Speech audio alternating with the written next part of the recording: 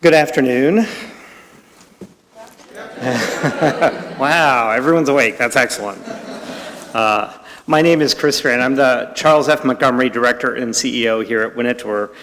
And on behalf of our trustees and our staff and our volunteers, I'd like to welcome you to the thesis presentations for the 2025 class of the Winterthur Program in American Material Culture. Let's get a round of applause here.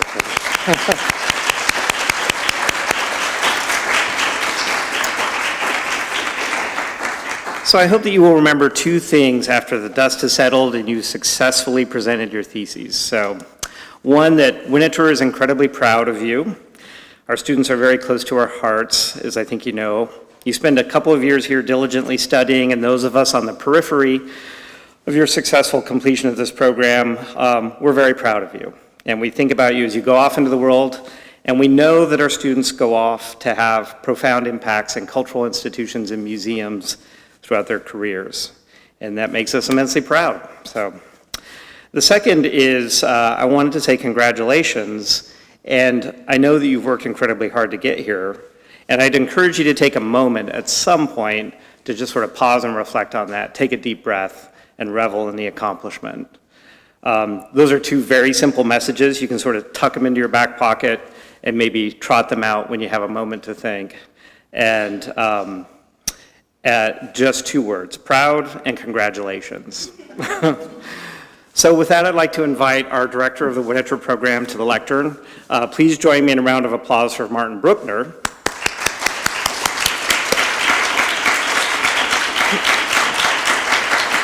Who also gets to be proud and deserves some congratulations. So here you go, Martin.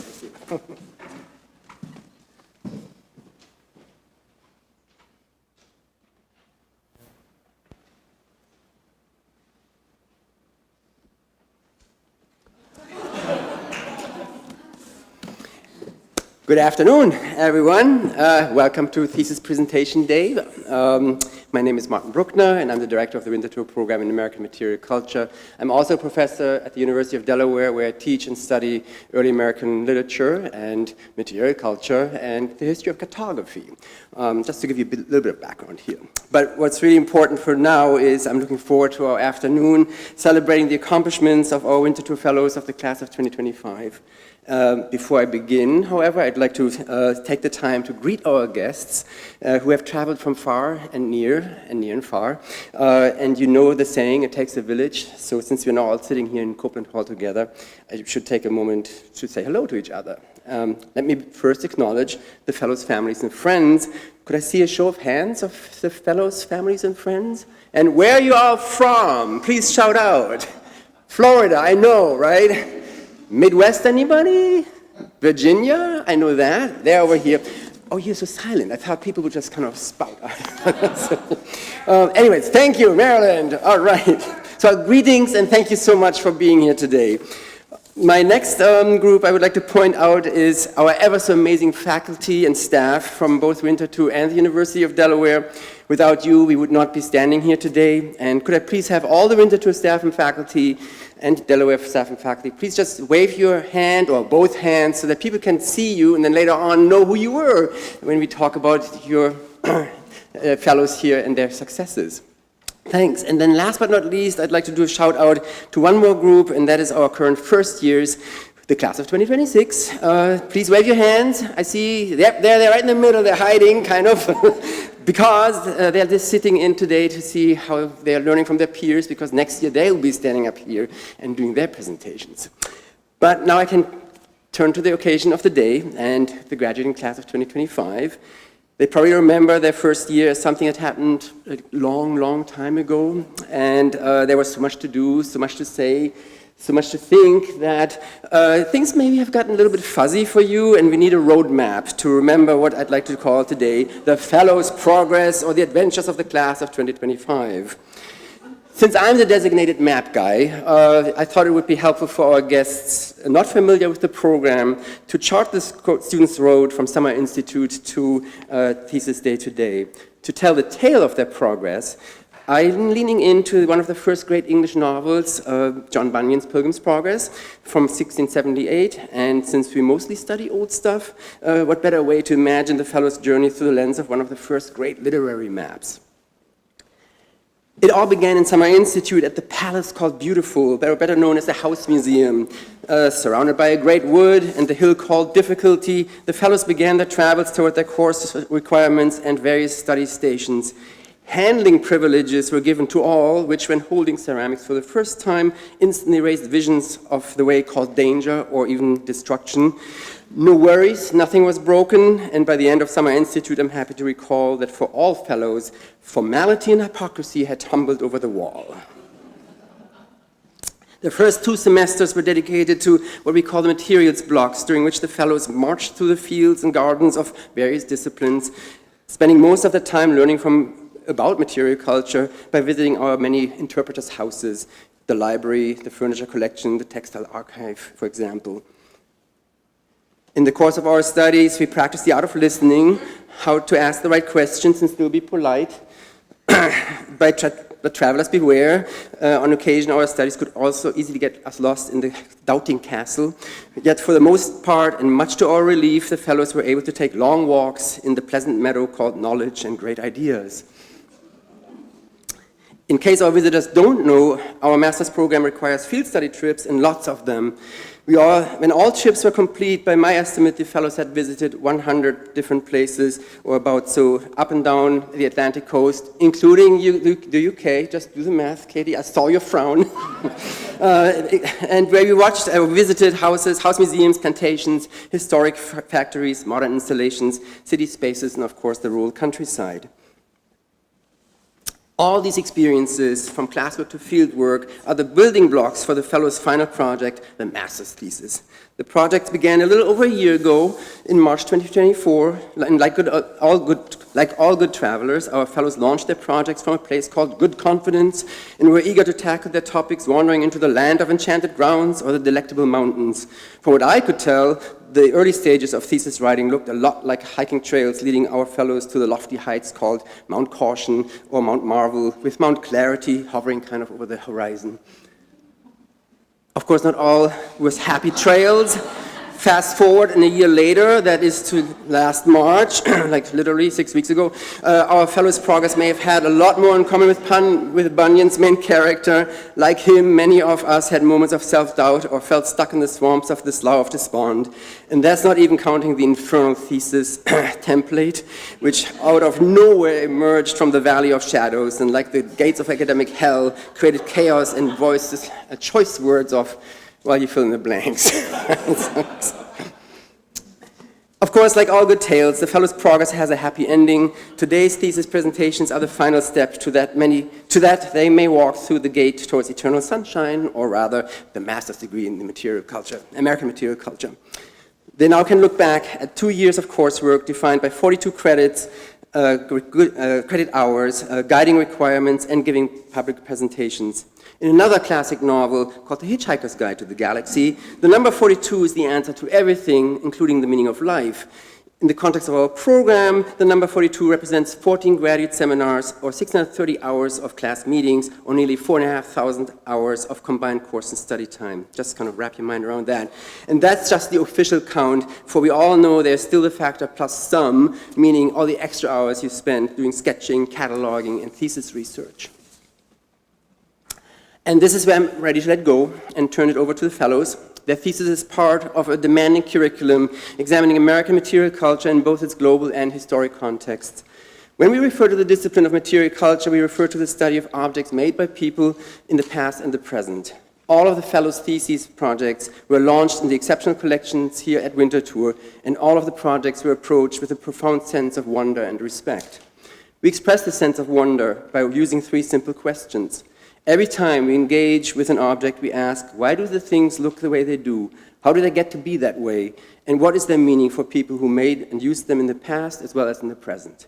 I now turn the podium over to the fellows so that they can tell us more about their wonderful objects, the questions they raised and the answers they found. Graham, would you be so good and do the honor of introducing the first speaker? Thank you.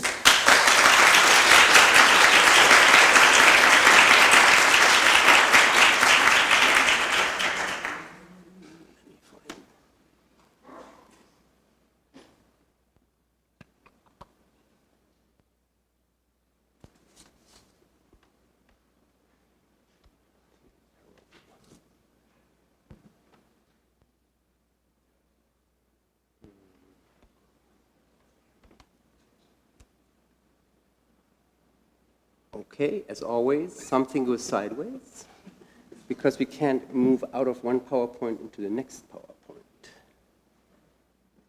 Escape. Oh, here, found it. Vanishes. Let's go back over here.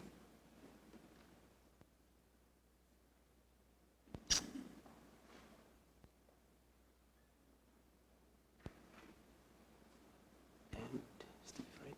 Yes.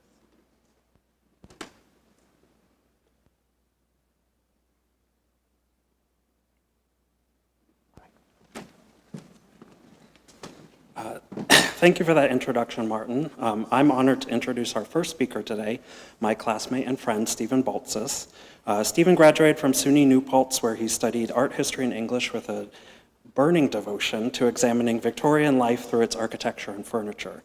He's continued this work at Winterthur with projects ranging from an early 19th century brass and mahogany center table to an 1878 print series depicting California landscapes. Over this time, I've known Steve to already be one of the most dedicated and insightful scholars in his field, even as he's just starting out. His enthusiasm for his projects is always evident, and I'm excited to welcome him to the stage to share it with you now.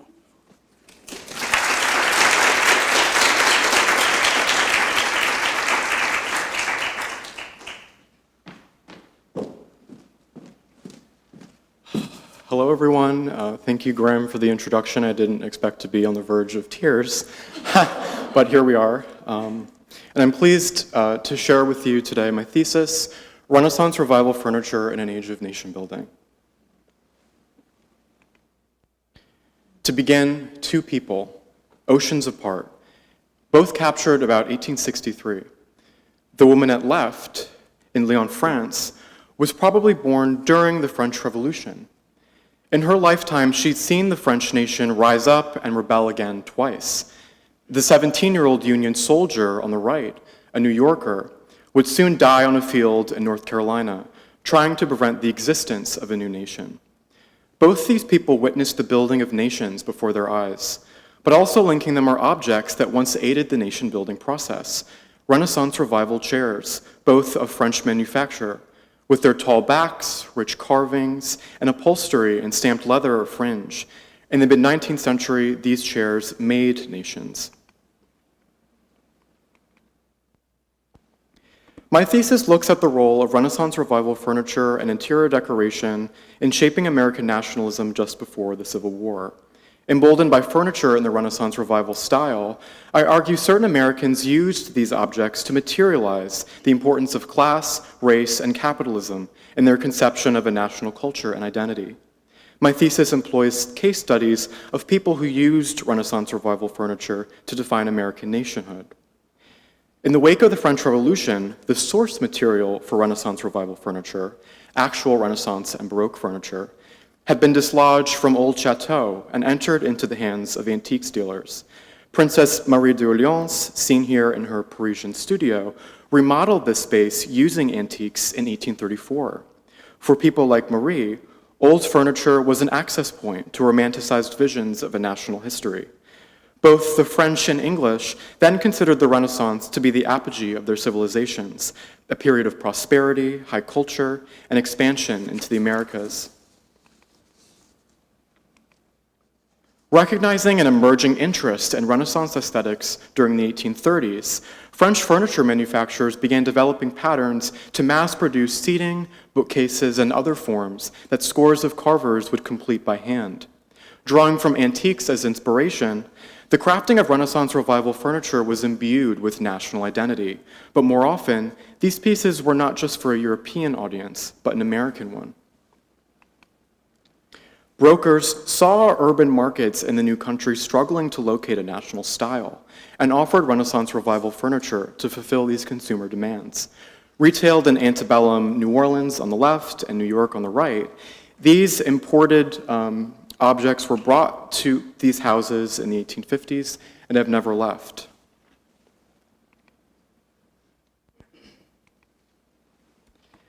French-born and Paris-trained upholsterer Alexander Roux operated a thriving furniture enterprise between New York and Paris in the 1850s, My first case study considers how Roux retailed Renaissance Revival furniture, and how his sale of both American and French-made pieces was emblematic of his split between American and French identities. I seek to look at Roux's career more expansively, imagining him, his brother Frederick, their families, and employees as forming the collective Maison Roux, or the Roux House. Existing between New York and Paris, Roux's name splits the center of this label, with French and English text on either side, and a proscenium arch alluding to the Roux display rooms as a place of fantasy and performance, where patrons could hear authentic French and learn how to use historical French styles in their daily lives, especially the Renaissance. The Maison Roux's movement of Renaissance-style furniture between cities represented a cosmopolitanism appealing to all. Side by side, Roux would retail his own Renaissance Revival furniture alongside newly imported Parisian pieces that influenced his in-house designers, such as the cabinet at center. Ambitious American consumers looked to makers and dealers of Renaissance Revival furniture, like Roux, to guide their understanding of what national design should be. My second case study examines Renaissance Revival furniture made for a riverfront mansion called Wodenheath in New York's Hudson River Valley during the late 1840s. Henry Winthrop Sargent and his wife Caroline Olmsted, both New Englanders, worked to transform Wodenheath into one of America's most written about estates of the 19th century. A self-professed gentleman, Sargent devoted his life to gardening and art collecting, seeing both pursuits, one outdoors, the other indoors, as mirrors of each other. Commissioned for the library of Wodenheath, this suite of Renaissance Revival seating furniture and bookcases were made in France and shipped to New York, completed in a style that Sargent's best friend, the popular writer and tastemaker Andrew Jackson Downing, considered, quote, quaint and grotesque, end quote. In 1850, Downing published an engraving of the furniture in one of America's first books on interior design, offering it as a model Renaissance-style library. Also calling the furniture Elizabethan, Downing's decision to publish the library factored into his broader promotion of nationalistic Anglo-American aesthetics. In his writing, he hoped to cultivate a national style among his white middle-class readers. Downing drew parallels between the high-backed forms of Renaissance Revival chairs and colonial American precedents. In describing Renaissance Revival seating for his audience, he recorded how, in the 1840s, New England families were beginning to use heirlooms like old chairs in the decoration of their homes. Downing felt chairs like this Boston example in our collection were not only picturesque and interesting as artistic objects, but he also upheld that they epitomized true American domesticity, even using one of these chairs at his own desk. Born into a family of elite Bostonians with an impressive ancestry, Sargent was educated at Harvard and raised to be a gentleman. In commissioning Renaissance Revival seating, Sargent was choosing elaborated copies of the similar high-backed chairs with turned styles that he imagined his ancestors using. Steeped in layered histories, these chairs enabled him to engage with his illustrious family members of the present and past. He had carvers inscribe the chair's crest with the letter S for Sargent, and here CS for Caroline, his wife, denoting her own chair. The branding served to articulate that these belonged to the family forever, and that others could simply never achieve a pedigree like theirs, especially in a period of increased immigration. Sargent acted from fears of obsolescence. Antebellum literature is populated by stories of old families falling from grace, notably Nathaniel Hawthorne's The House of the Seven Gables, which was based on the Salem mansion of Sargent's grandmother. Hawthorne describes the mansion's furniture and interiors as, quote, old-fashioned oak, the primary wood of most Renaissance Revival furniture. By pushing back against fears of irrelevance with his rich oak furniture, Sargent argued that those of a noble Anglo-American lineage should dominate the nation's social hierarchy as its ethnic composition shifted. My final case study explores the making of the Renaissance Revival library interior at Belfast, now Stanton Hall, in Natchez, Mississippi, during the late 1850s. Effectively the CEO of a major cotton brokerage firm working between New Orleans and Natchez, Irish-born Frederick Stanton built Belfast for his family and stipulated that only a male heir could inherit it. The imposing temple front mansion, quote, stuccoed to a snowy whiteness, end quote, was modeled after urban houses in New Orleans, though it blurs the lines between townhouse, suburban villa, and plantation. At least 18 enslaved staff managed Belfast. When not tending to the palatial home, some mended clothes on the property for the nearly 400 laborers enslaved on Stanton's 6 cotton plantations. Stanton worked closely with German immigrant Henry N. Siebrecht, an early interior decorator based in New Orleans. Together, the men planned the library at Belfast as a space to demonstrate Stanton's mastery as an enslaver and capitalist to anyone, free or enslaved, brought to the mansion. The son of a cotton printer in Belfast, Ireland, as an adolescent, Stanton has seen his father's wage laborers rise up against him. With a disdain for workers, at 23, Stanton sailed for America. Familiar with the American cotton industry, he came to Natchez on the Mississippi River, a city of northern transplants who had moved there to become ruthless cotton planters and mass enslavers. Though Stanton died just before the Civil War, his family and friends fought for the Confederacy. In the library, I was intent on investigating how Stanton imagined a future Southern nation rooted in capitalism and enslavement. I identified one of the surviving bookcases as the work of the Parisian maison Rue Layette Mazareau, who published images of the Renaissance Revival work in 1857, when Belfast was being constructed. The firm was led by an ambitious sculptor, Jean-Paul Mazareau, who believed in the supremacy of the French nation in art and mandated rigorous carvings which proclaimed the glory of the French Empire. Napoleon III, then monarch, favored ancient Roman visual culture, like this laurel wreath-crowned head, inspired by the aesthetics of his uncle, Napoleon Bonaparte. The giant gaselier suspended above the room by Cornelius and Baker of Philadelphia is replete with zinc castings of medieval weaponry, Italian Renaissance armor, but also ancient Roman symbolism.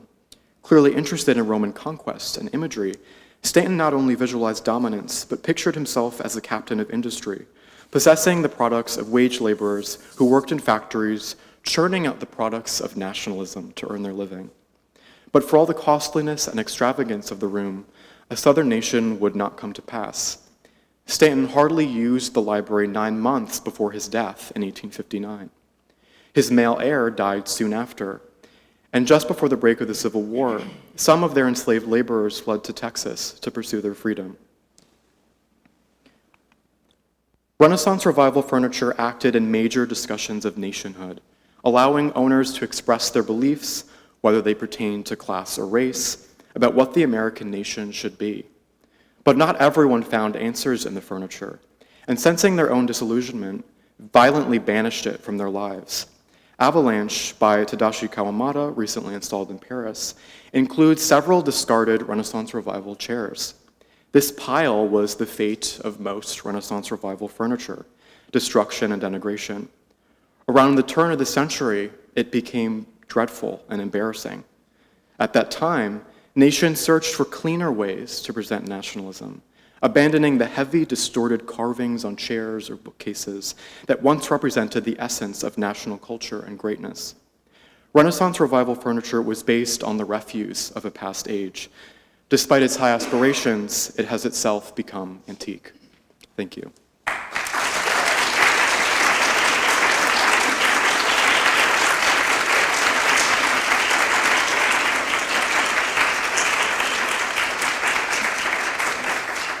And now I'd love to introduce my classmate Lauren Bradshaw, a brilliant fiber artist who could always be spotted admiring the strangest and most interesting things on our field study trips.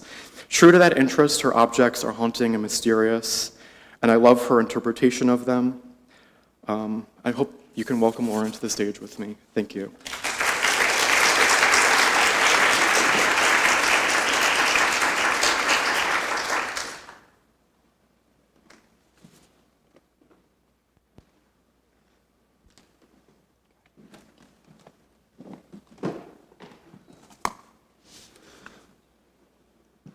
Thank you, Steve, for that very kind introduction.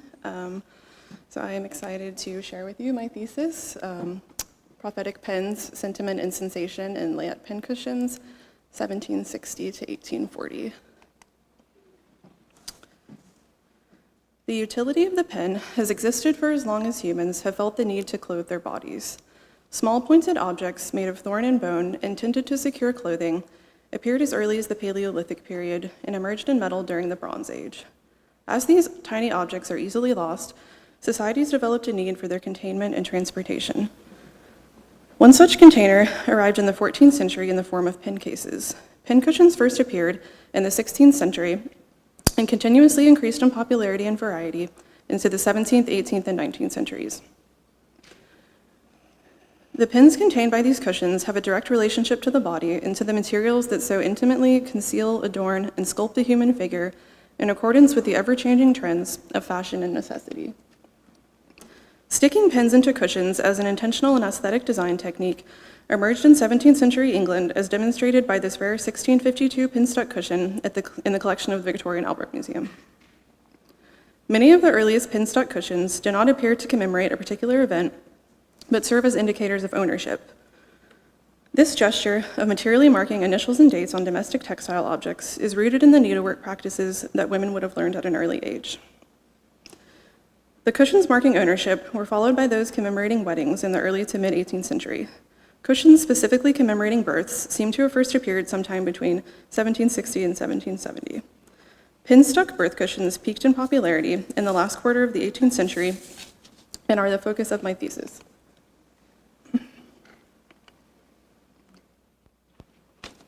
Now commonly referred to as Layette pincushions, these objects were given to expectant or new mothers. They would often be included as part of a Layette set, which is a collection of clothing and other items needed for the care of a newborn baby.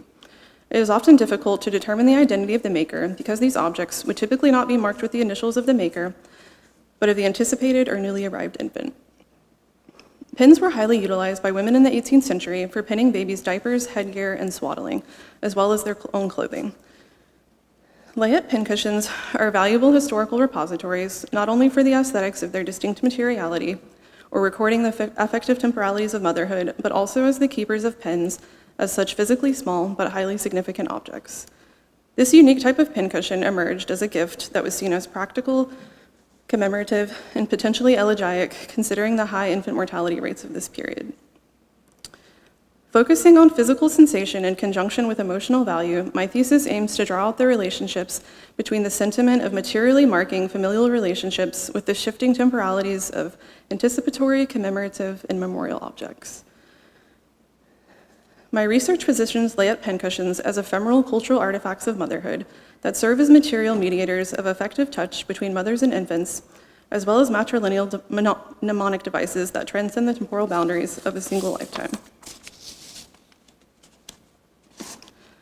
Close looking and the haptic perception of handling these objects in conjunction with my embodied knowledge as a fiber artist has allowed me to gain insights into how exactly these objects were constructed by the hands of women in the 18th century. Layette pincushions typically contain multiple layers of fabric sewn together to create the shape and are then stuffed with sawdust or other materials to expand into a rectangular or square form. Most contain at least 2 or 3 layers of silk, cotton, and linen, as well as other materials such as batting, which added strength and durability to withstand the damage of repeated pin punctures. Various types of trims and tassels would then be added to the cushions, including ribbons, cording, or lace. After the construction of the pincushion, text and motifs would be added to the surface by means of sticking pins into the cushions and having their exposed heads form the design.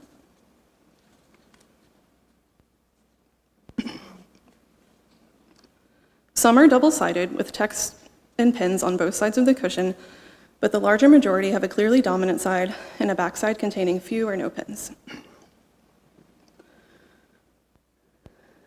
The size of the cushions varies from as small as 2 by 3 inches to over 8 by 8 inches, with the majority falling at around 4 by 6 inches. Some retain a surprisingly substantial weight due to being filled with heavy sawdust or emery powder, while those stuffed with straw or wool are much lighter. Using pin sticking rather than embroidery stitches to decorate the surface of a pin cushion interestingly disrupts the typical construction sequence of these objects. Due to the penetration of the sharp pins through the fabric, pin-stuck cushions would not be decorated in pins until the overall construction of the cushion was completed. This is the opposite of embroidered cushions, in which the fabric would be decorated in stitches before the construction of the object. It would be nearly impossible to pre-stick the fabric before sewing it together and attempting to push the stuffing material into the cushion and pass the pins without being stuck. 18th century Layette pincushions differ greatly in process to the practice of decorating a cushion with embroidery and feature handmade rather than mechanized pins. Therefore, they are a unique class of objects whose specific process and materiality have become obsolete.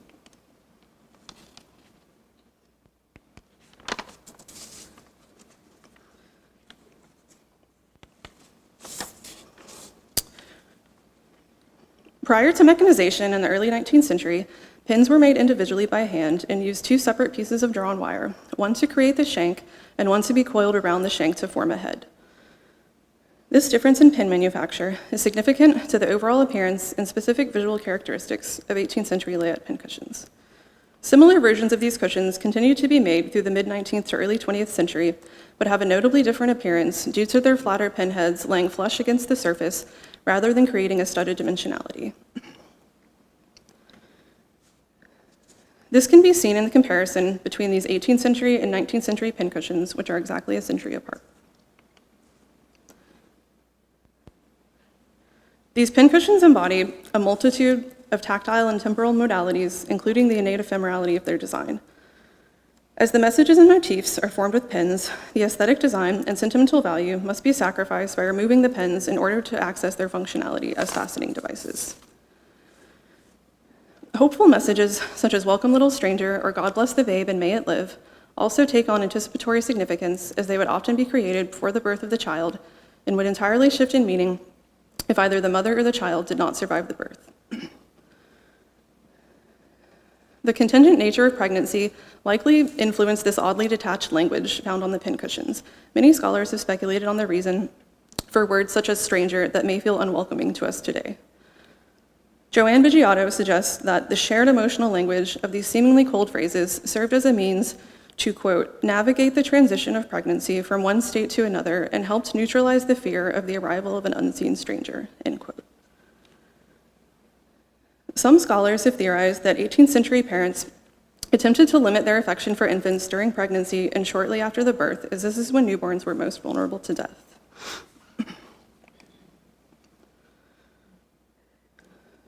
Opposed to the notions of care so clearly articulated by these objects, Layette pincushions ironically retain an inherent quality of violence. Pins are capable of causing pain, which was unfortunately a common occurrence for babies getting stuck with their own diaper pins. Safety pins were not invented until 1849 and became widely available in the following decades. An 1860 diary entry of Caroline Richards interestingly focuses on the absence rather than the presence of pins as a means to determine the needs of an unsettled infant. She describes a mother she is visiting as having the nurse sew the baby's clothes on every morning rather than pinning, so that she could more easily determine the needs of the baby by ruling out the possibility that the child was crying in pain after being stuck with diaper or clothing pins. There was also the superstition, more pins, more pain, in which mothers feared that if they received the gift before the birth, that there would be an increase in labor pains, allegedly sometimes led to the removal and therefore the destruction of the commemorative design.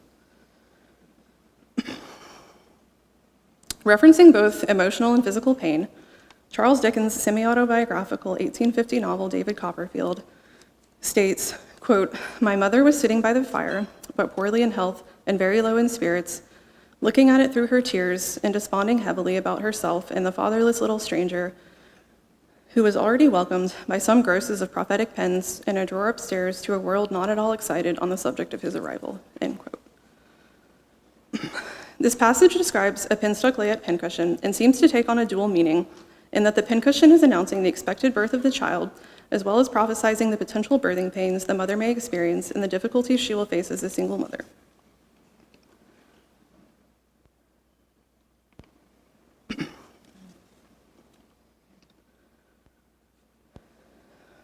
Scholars such as Sally Holloway and Maria Zadaruk have commented on the emotional weight of small domestic objects as symbols of both sentiment and loss. In early 18th century London, the founding hospital was established as a means for mothers to surrender infants that they were unable to care for, often due to poverty or perceived illegitimacy. Small mementos were left by mothers with their infants so that the child could be recognized and reclaimed later if circumstances changed. These immensely sentimental objects, now kept at the Foundling Museum, are referred to as foundling tokens and include a variety of textile and needlework-related objects, such as this flattened thimble and sampler fragment.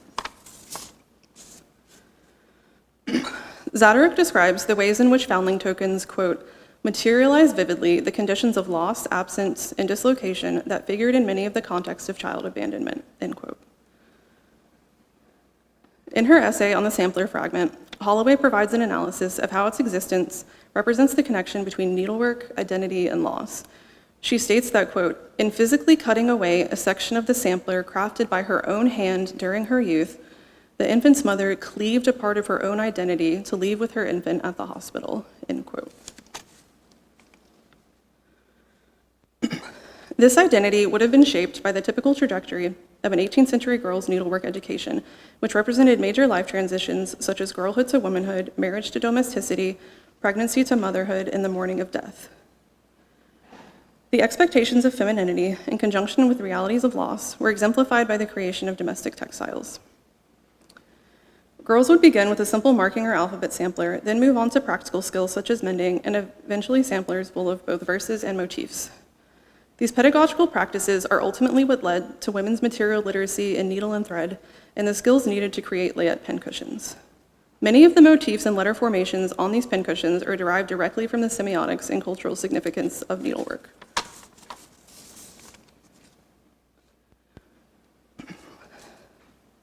Layette pincushions retain material traces of maternal touch and represent transitory moments in the lives of both mothers and their infants, as well as the formational bonds created by their sensory exchanges. They exemplify a sense of touch in their creation and design, and in their function and symbolism, as well as a connection to the formations of feminine identity within the 18th century needlework practice. These objects, as well as other domestic textiles, are marked both physically and emotionally with familial use and caring touch. They document the passing of material knowledge through maternal lineages and serve as keepers of tactile memory that survive the cycles of birth and death. Thank you.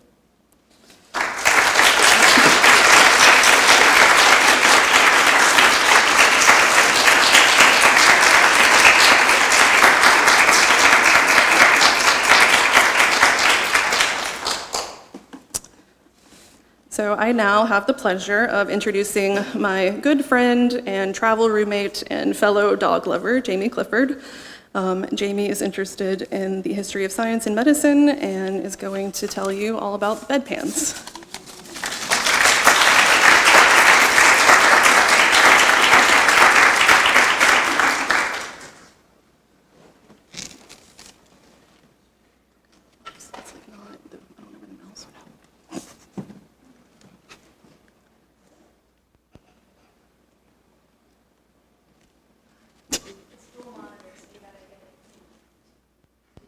Computers are after 1860. I don't know about these. Yeah.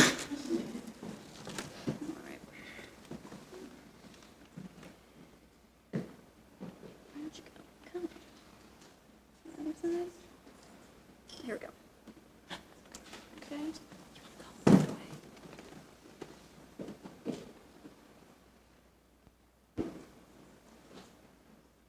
There we go. Great. Thank you so much, Lauren, and thank you to Katie for the IT support. So thank you all for being here, and today I'm excited to share my thesis research on the sensory history of early American bedpans. So let's begin by addressing the elephant in the room, which is why am I here talking about bedpans and why should you care? So I have a few ideas. First of all, bedpans are everyday objects, and I think that in and of itself is a reason to study them. They allow us to uncover the everyday experiences of ordinary people. Specifically, in addition to bedpan users, they tell us about the experiences of people who cared for bedpans and their users. It's also worth talking about these objects, not just because they tell us something about the past, but because they are part of the material world we inhabit today. Case in point, this recent nursing memoir, which captures the enduring significance of these objects, as well as some of the humor inherent in talking about bedpans, both of which I hope to convey today. Before I begin, let me give you an overview of my thesis. So in my second chapter, I talk about pewter. How were pewter bedpans made and used in the 18th and 19th centuries? And how were these objects reinterpreted by 20th century collectors, like our mutual friend Henry Francis DuPont, as emblems of an idealized early American past? My third chapter takes us out of the Winterthur Museum and into the sick room, also called the sick chamber. By putting the filth back into the bedpan, so to speak, how can we tell stories of disability and labor in early America? And what role do the senses, smell in particular, play in these histories? The fourth chapter looks at bedpans not just as receptacles of filth, but as receptacles of meaning. It argues that bedpans can be decorative and desirable consumer goods, and that changes over time in design and materials reflect different cultural ideas about what cleanliness looks like. Let's look at two of the sources that drew my attention when I first began working on this project. On the left, a pewter bedpan from the Winterthur collection. It currently lives in a cupboard full of 18th century pewter objects, plates, dishes, tankards, all of which were made by a pewterer named William Will.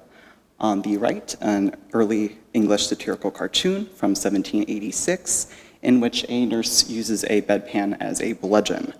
She's whacking a doctor over the head in a dispute over how best to care for the elderly patient on the right.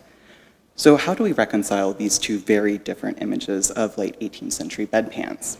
We have the bedpan in the Winterthur collection, very pristine, polished, inert, and then we have this humorous scene from the sick room, which is full of people and gives us a sense of the object's medical context, but we also, I think, lose some of the dignity of the object and its owner. But before we get into that, I do want to make sure we're all on the same page as far as what a bedpan is. So here I have our William Will example side by side with what might be a more familiar object, a contemporary bedpan made of plastic. So first off, bedpans are not chamber pots. They look a little different, pot versus pan. And unlike chamber pots, bedpans are meant to be used while lying down by people who can't stand, sit, or squat to relieve themselves. Second, bedpans are assistive devices. When we're talking about bedpans, we're talking about illness, injury, anything that might result in short or long-term impairments that would affect someone's ability to relieve themselves. We should note that using a bedpan almost always requires assistance from another person, somebody to place the bedpan underneath the user and retrieve it out from under them. Third, they serve as additional function as what I'm calling receptacles of filth. Bedpans are containers for human waste and also are used to transport said waste out of the sick room. Now that we've established what a bedpan is, what do I mean when I talk about sensory history? So there's a long answer to that question, but the short answer is that it begins with the idea that the past looked, smelled, sounded, tasted, and felt different than the present. People actually perceive the world in ways that we today might not have easy access to.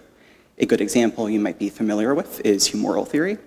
So according to this knowledge system, which originated in ancient Greece and remained influential well into the 19th century, something like sugar has the properties of warm and wet, while beef is apparently cold and dry. So sensory history reminds us that our sensory perception of the world and the way we think about the sensory properties of materials is specific to time and place. It's a product of culture.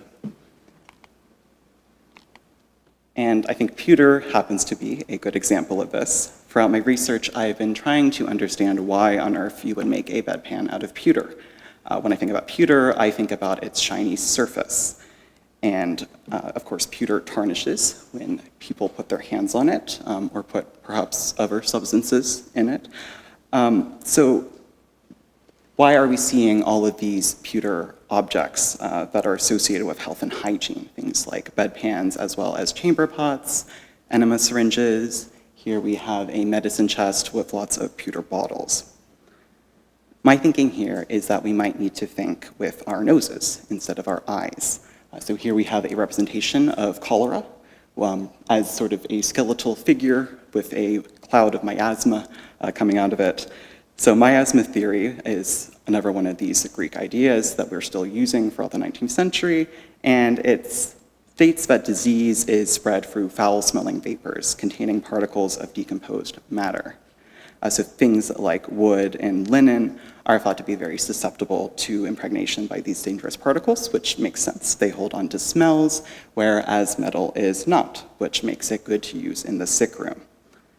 So this fear of foul smells, these beliefs about how disease are spread, all of this is impacting the materials people bring into the sick room. We also see people in power driven by this fear of miasma, tasking those with less power with the elimination of foul smells.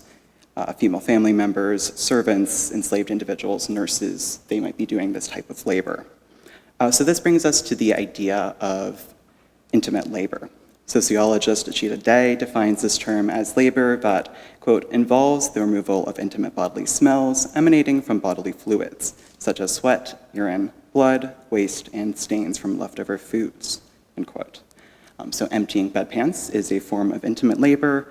So is holding your patient's head while he fills several chamber pots, a bedpan, and what I think is a urinal over there in the corner with vomit.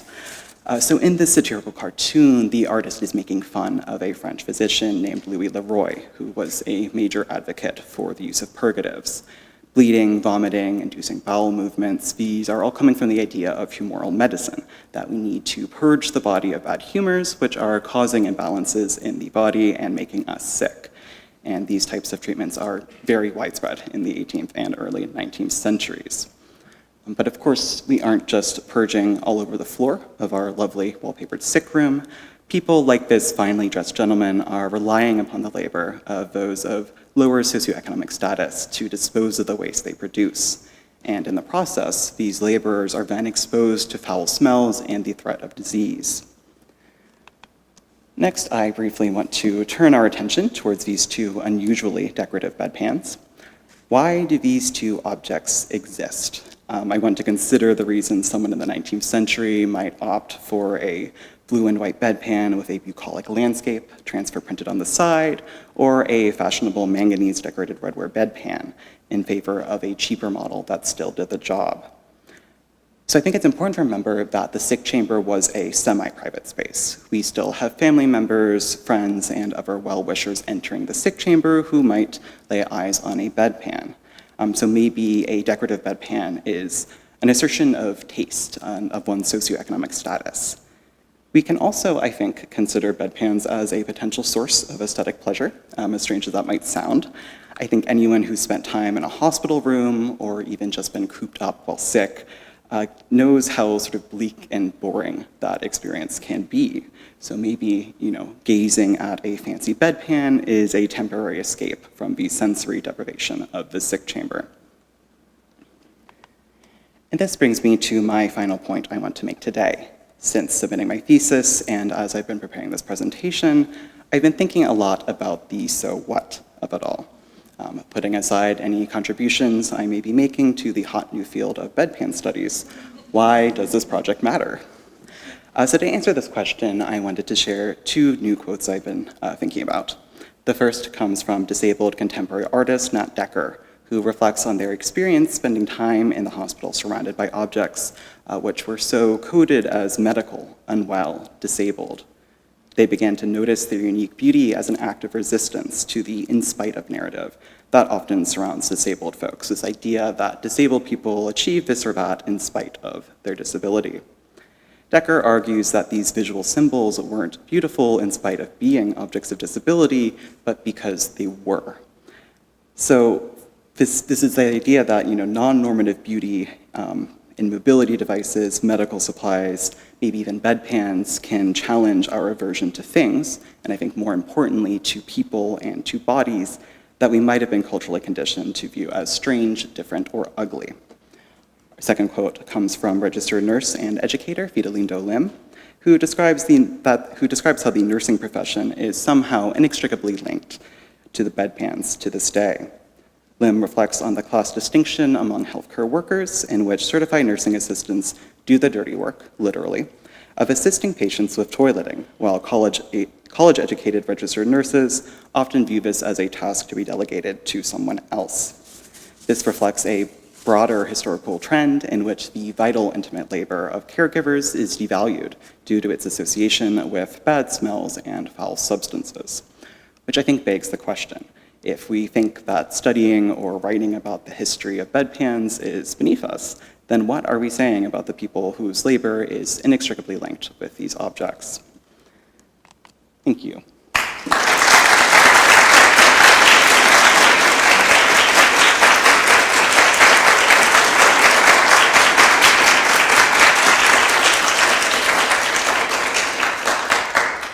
So next up, I am delighted to turn things over to my friend Katie Sinkar. Katie is a brilliant scholar of race and disability in the United States who will be bringing her expertise to the Decorative Arts of the Gulf South program this summer, followed by a curatorial fellowship at the Raynham Hall Museum. Katie is also our cohort's leading authority on posset pots, Toby jugs, and award-winning hospital drama, Grey's Anatomy. But today, they'll be showing their work on a 17th century Coruson carpet.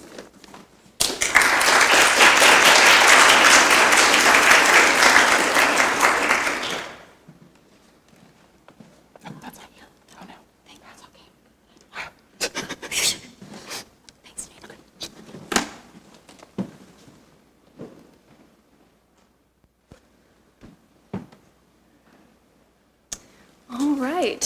Thank you, Jamie, for that fantastic introduction. So my thesis started in the Winterthur Program of American Material Culture's connoisseurship class focusing on textiles, where I was introduced to Winterthur's Coruson carpet. Although nearly half of the carpet had undergone repairs since its creation in the 17th century, it retained its design, consisting of a central diamond medallion filled with palmettes and rosettes encased within 4 brightly colored sawtooth edge bands. What sets this carpet apart from classic Iranian medallion carpets are the maritime scenes in the corner spandrels. These corners depict 16th century European vessels, known as square-sailed caravels, controlled by people dressed in clothes of a 16th century European style, such as a ruff as seen in this portrait, sailing past sea monsters, fish, and either the upper torso of a man or a mermaid. As I dug into the scholarship available on this Coruson carpet, I encountered more questions than answers, starting with its original name. Late 19th and 20th century carpet scholars classified carpets like this as Portuguese in reference to the maritime scenes. 20th century carpet scholar Charles Grant Ellis solidified this name when he attributed these carpets to the Portuguese colony of Goa in Gujarat, India, because the corner maritime scenes bore a resemblance to an early 17th century miniature painting titled Sultan Bahadur and Rumi Khan jumping into the sea when surrounded by Portuguese boats. Then, in 2005, Stephen Cohen, an expert in Indian carpets and textiles, argued that the presence of a particular asymmetrical knot, known as the yufti knot, the use of a particular weave structure, and the presence of ivory cotton determined that these types of carpets were from the northeastern region of Iran, known as Khorasan. Despite this new information, these carpets are still commonly referred to as Portuguese carpets to this day. It's a name I chose to change to Coruson in this thesis to more accurately represent the location of this carpet's production. Once seen as Portuguese, or at the very least European, the carpet's maritime scenes inspired many late 19th and early 20th century scholars to provide a consistent stream of fetishized, racist, and paternalistic interpretations. Furthermore, the provenances of this and the other 9 examples of the Coruson carpet were established after they had already entered the European and American markets in the late 19th century. With this in mind, my questions turned to why is this still called a Portuguese carpet? Why does none of our received information discuss the period and world that created it? And why, in this day and age, does the information surrounding the carpet consistently reflect extremely biased and problematic interpretations? I knew I was only seeing part of this Coruson carpet story. If I wanted to find the information about the world that created this carpet and step away from these perspectives, I knew I needed to learn and grow. In this thesis, I re-examine the history of the Coruson carpet by recovering its story as it was shaped during the 17th, 19th, and 20th centuries in order to highlight the multiple imperialist legacies that led to its creation and to take a step away from the limited nature of its current interpretation. In the first chapter of this thesis, I approached the Coruson carpet as a historical artifact by engaging with its complicated relationship with authenticity. The term authenticity and the practices used for authenticating objects traditionally implement a Western dominant understanding that focuses on the original material and design over that of the intangible factors that created it. This conceptualization does not work well for the Coruson carpet because materially it underwent so many reweaving campaigns that it's hard to tell what portions are original and which are later additions. The only way to reconcile the peculiarities of this Coruson carpet and gain further insight is to apply a fluid understanding of authenticity that accepts and centers on this object's varied life from its creation to today, not just a single point in that timeline. One way that I do this is by analyzing the carpet based on its appearance under UV light, where you can see it renders the reweaving campaigns visible through their bright, almost neon-like hues.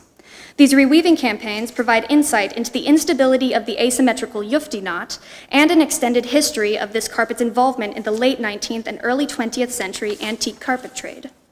Henry Francis DuPont, founder of the Winterthur Museum, Garden and Library, acquired the carpet in 1935 from Harry Pray Worcester of Tiffany Studios.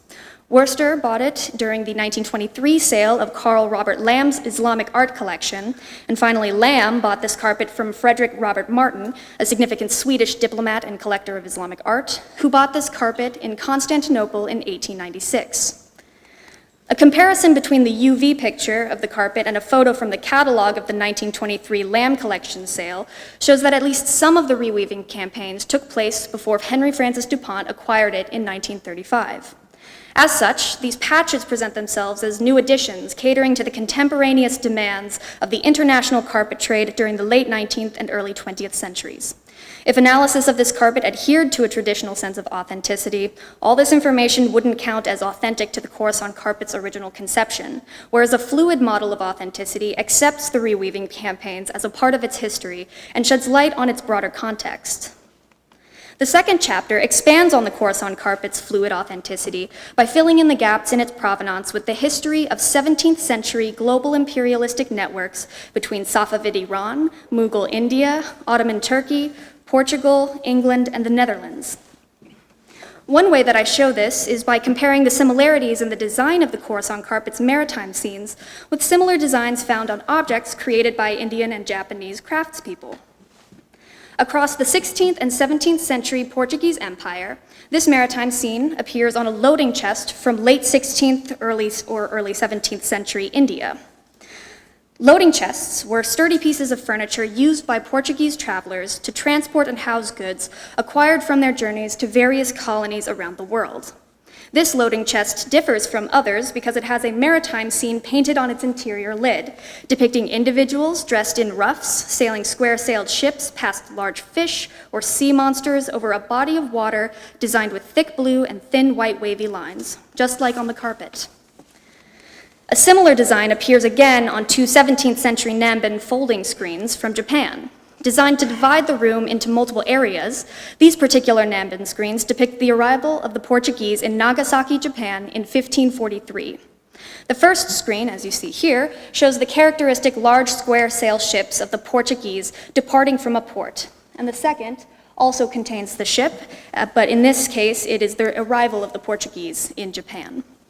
Altogether, the loading chest, Nanban screens, and the Coruson carpet are important examples of the portability of ideas and designs through art. Portuguese imperial conquests around the world deeply impacted the people in India, Japan, Iran, and other regions that formed a part of this network. As objects traveled with the Portuguese, they became design sources for more craftspeople around the world. As such, these objects show the global cross-cultural networks that influenced all of these designs and provides a potential answer to the question of what the corner maritime scenes mean. Finally, the last chapter explores how the Coruson carpet's interest and interpretation in the late 19th and early 20th centuries shifted to center American and European perspectives due to the implementation of industrial imperialism. Events like the Vienna World's Fair of 1873 and scholars, a part of the arts and crafts movement, reveal how Western scholars of North Africa, the Middle East, and Asia produced knowledge about these areas based on capitalistic interests and their own fantasies about these places. This background information informed how early 20th century carpet scholars analyzed the Coruson carpet as they respected the craft of the carpet's construction while belittling the intellectual and conceptual awareness of its Iranian weavers. For example, carpet scholar Friedrich Saar postulated that the scenes in the corners of the Coruson carpet class represent the story of Jonah and the whale, stating, and I quote, "The designer of the cartoon had probably no idea that it was the legend of a biblical prophet, and the European character was in itself by no means unusual in Persian art at the time," end quote. Although Saar accurately pointed out that some Iranian art depicted Jonah and the whale, he assumed that these artists knew of Jonah as a European character and as a story of the Bible. First, the Bible states that Jonah was from the town of Gath-Hefer in what is modern-day Israel, indicating that the character was Israeli, not European. Second, the Quran also has the story of Jonah and the whale. However, it is Allah's promise of protection through the symbolism of a gourd tree that is the subject of Iranian art. Finally, although the major religion of 17th century Iran was Shia Islam, the largest non-Islamic religious minority in the 17th century were Christians of Armenian, Georgian, and Nestorian ethnicity. So rather than revealing ignorance on the part of the designer of Coruson carpets, Saar's assumption reveals his own ignorance about the history and culture of Iran. This information from early 20th century scholars provided the stage by which Henry Francis DuPont came to own this carpet and use it as a background for his American decorative arts collection.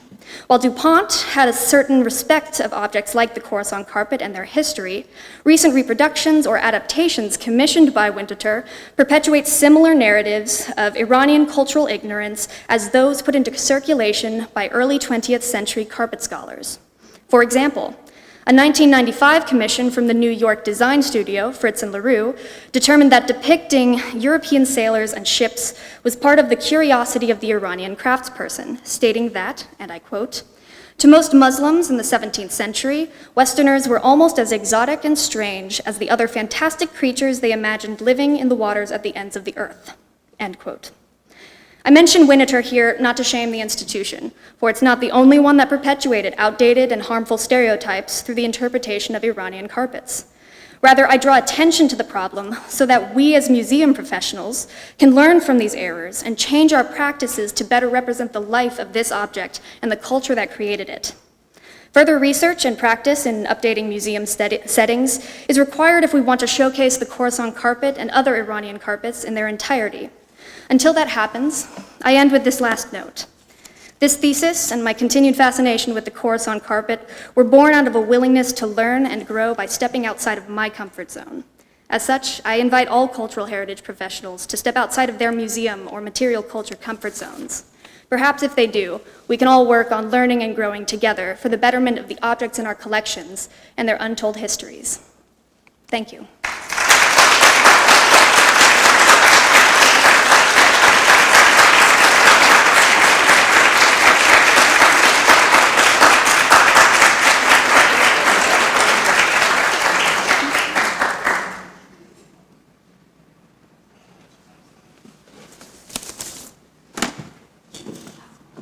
We now have time for questions, and if I could have our four speakers briefly step up front so people can ask you directly, and when you answer, you might want to walk to the microphone so they can hear you.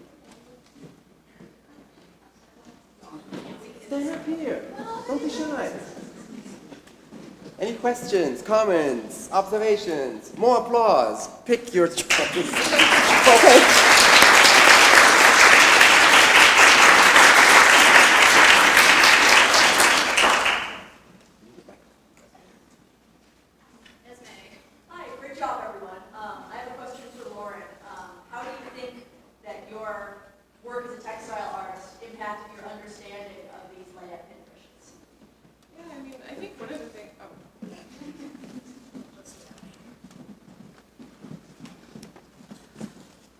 I think one of the things that a lot of us have talked about are like sensory studies, and I think it goes back to that in a lot of ways. I mean, obviously you can view a pincushion with your eyes, but because I have this tactile knowledge, that's kind of the first thing that I think about is how was this object made and how did it feel to make it? And I automatically start thinking about the maker. And I think because I have that experience like with the materials and with these objects, it kind of gives me like easier access to thinking about those things. And I feel kind of like a personal connection to the maker in that way.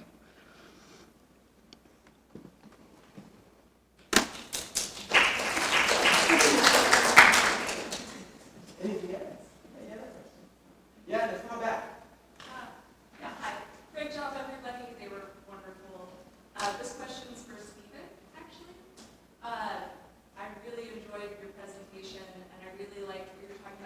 Asian building.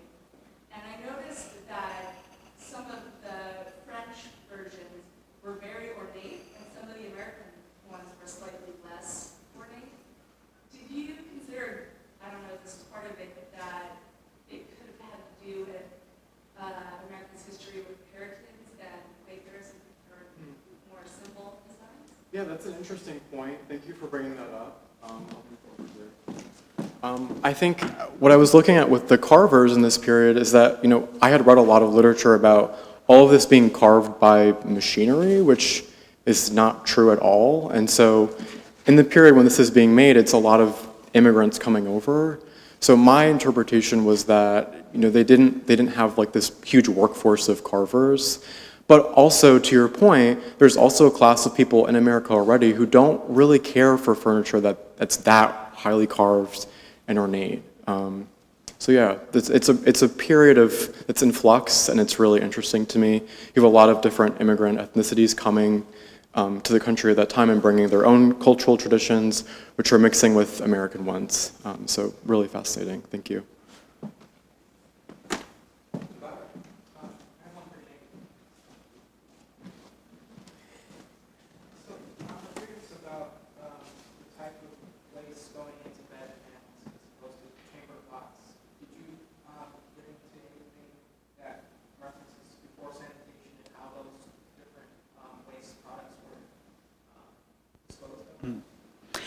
Yeah, that's an interesting question. I mean, one of the things about this project is there is a major component of the bedpans history missing because, of course, we are not keeping human waste in archives.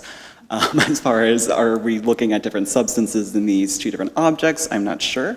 One interesting thing about bedpans is you may have noticed the handle.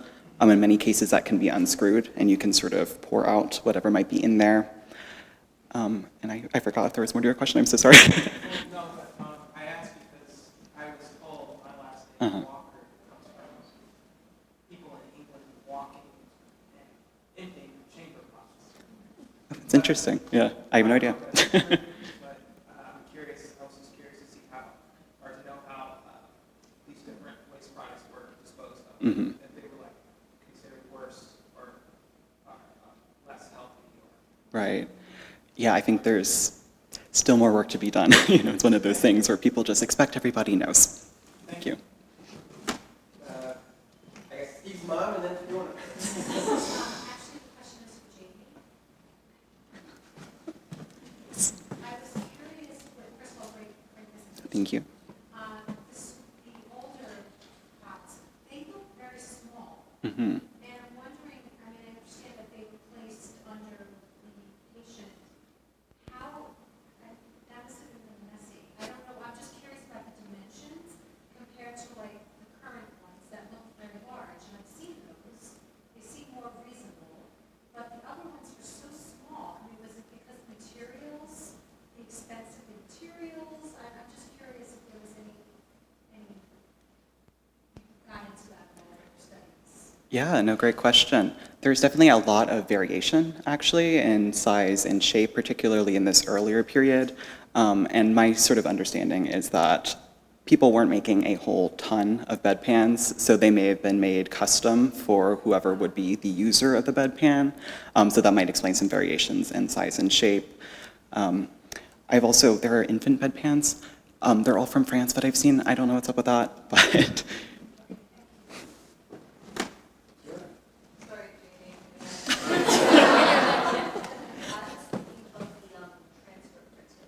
yeah. Do you see any particularly popular reoccurring? Because I know sometimes you get those and they're like literary scenes and things like that.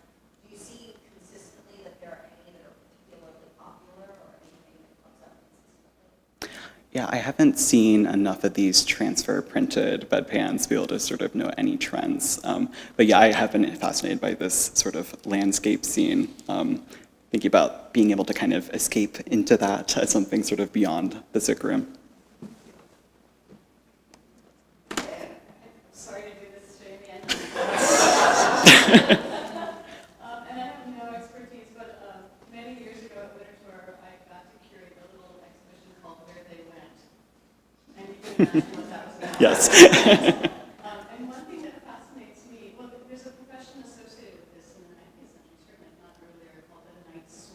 Mhm. And so there is related to just the use of the disposal of the film, if you will. And you can find out more about that if you want to read about that profession. Probably not much else for you. But it is related. And I'm also interested that here, of course, and others that have commissions on. Yes. That's all I'm going to get. Yeah, no, awesome. I did actually encounter a few, these are all sort of past my time period, but references to night soilmen. I actually looked at a trade catalog for little like horse-drawn carriages to put your night soil in and transport that down the street. And as far as the initials, that's something I am also fascinated by. I've been kind of asking around. I've only ever seen the one bedpan with initials on it. And I'm not clear if those were put there by William Will or somebody after, because I don't know that they're up to my good friend William's standards. So. Yeah, you first, and then, so Priya first, and then I guess somebody else is up. I have a question for Katie. I was wondering for, you said part of the project today, your version was trying to understand more about the cultural context where these carpets are coming from. So I guess in this case, like 17th century Coruson region, maybe early 18th century. What were some barriers that you felt in your research when trying to understand this cultural context? Were there any geographical things just not well published? And how did you try to overcome that knowledge gap, essentially? Thank you, yes. So a lot of my methodology required a lot of asking for help from a lot of people who, one, are either carpet scholars or Islamic art scholars or Islamic history scholars, specifically in Safavid Iran or 17th century Iran.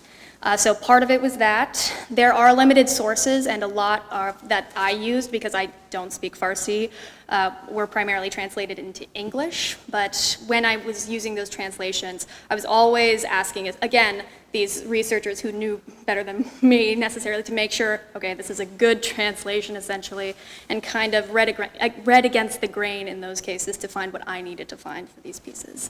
There were a lot of limitations, and I did what I could with what I had, and I'm sure that there can be plenty of more research on this with resources that are in Farsi and from Iran.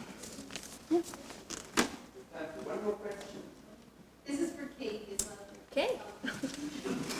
I'm curious about, as I understand it, that you renamed the name of this park. Yes. It seems like a really bold and powerful move, and I'm just curious, in your field, what is the process of sort of changing a name and then having that be the name that is continued to be in use? Well, for me, it was kind of simple. I just decided that I was going to change it. But I did that because, that name, Portuguese, really doesn't represent the culture that created it. And the purpose of this thesis was to really showcase that and really highlight that legacy of 17th century Iran rather than the Portuguese conquest of Iranian parts and colonies. So I just decided to do that because it was the right choice. So. So that will be the name now in the collection? Well, that's what yes. Yes, there we go. Yes. Yes, then. Yes. Cool. Small amount, it's not a big one right away, but big amount to do that. So thank you for our questions for now.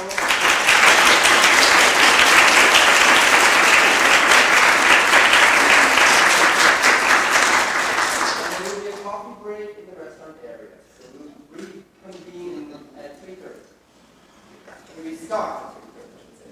So reconvene.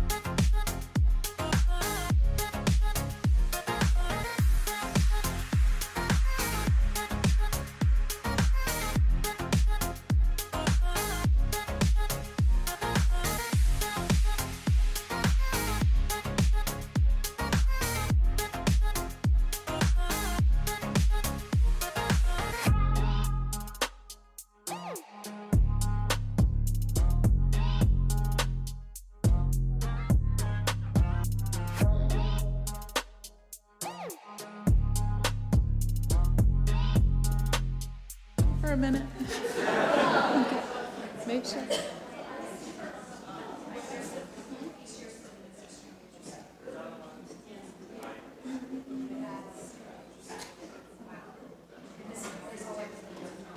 Yeah. Okay. All right, we can get started again now. So everyone's back, hopefully refreshed, revived, and ready for a fantastic second half of Thesis Presentations 2025. So once again, just to add to all the words that have already been spoken, to say welcome to everyone who's here. We are so thankful that people travel, especially on sort of a gloomy day, or log in, because this is our first live-streamed Culture Fellows thesis presentation. So thank you to everyone for being here. I also want to give a few other thanks to some of the folks who may or may not be in the room. First off, the 2 years are supported by a whole institution. So a huge thank you to the Winterthur staff, the University of Delaware staff, and the faculty at both institutions who really contribute to the excellence of this program and to the whole experience here for the students in both graduate programs, truly. I also want to thank, when you're having those tasty refreshments, that's our partners with Restaurant Associates who are working hard to set everything up behind the scenes and to set up a lovely reception is the word I'm looking for after we are finished here. And then we wouldn't have this tech prowess if it wasn't for Dennis Bisson, who is our on-staff help with all things related to projection and so much more. If we have a fire, Dennis will also be saving us. So he is behind the scenes. We don't hope that that happens. And also to Andrew Ward and his team who are running the live stream today. And that's made possible by our fantastic trustee and member of the Academic Affairs Committee, Forbes Maynor. So thank you to Forbes if he's still watching virtually. But also I want to mention too that the work of the students over the 2 years is supported by generosity that has come over the years from various people who've really believed in the students and believed in this program. And those gifts are stewarded by our Board of Trustees, the Academic Affairs Committee, Chris Strand, our development team, and really that's what allows us to help support students in both programs with University of Delaware and Winterthur so they can, as much as possible, focus on what they're here to do, which is to learn and ask questions and become the leaders of tomorrow, which is what they are. So support for students is really important, especially in this world today, when cultural heritage has some people who may be challenging things, and I'm not going to get all political or anything like that, but I just want to say it's really important what the students are doing and that we can support them in their trajectories moving forward, because they are the leaders of tomorrow. And all this wonderful work that you're hearing of is just scratching the surface of the contributions that they're making.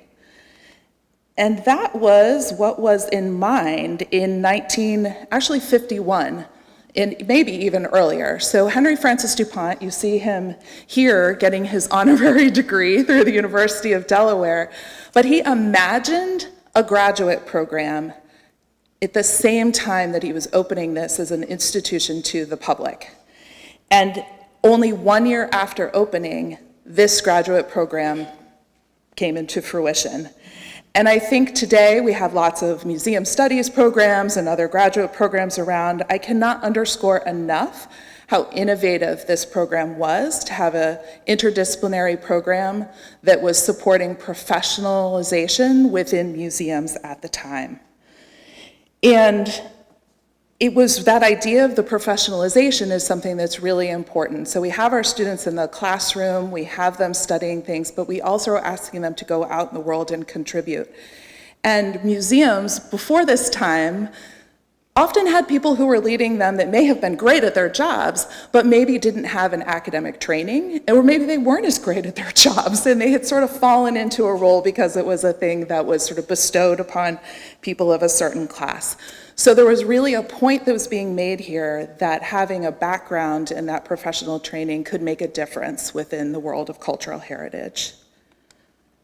So here's some of the first students in the culture program. And I love these two images juxtaposed because I think you often see images like the one on the left-hand side where they're studying chairs and sitting around looking, happy.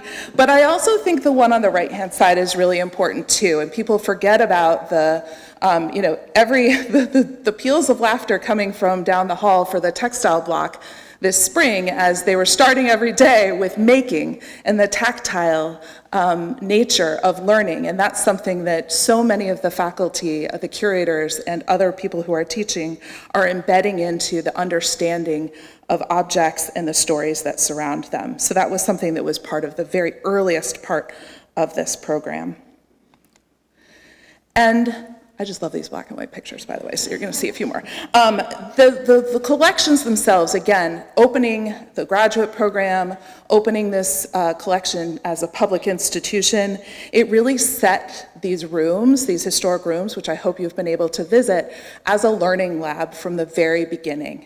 So students sitting, looking at chairs or doing other things has been a part of how this whole institution was envisioned, the indoors and the out.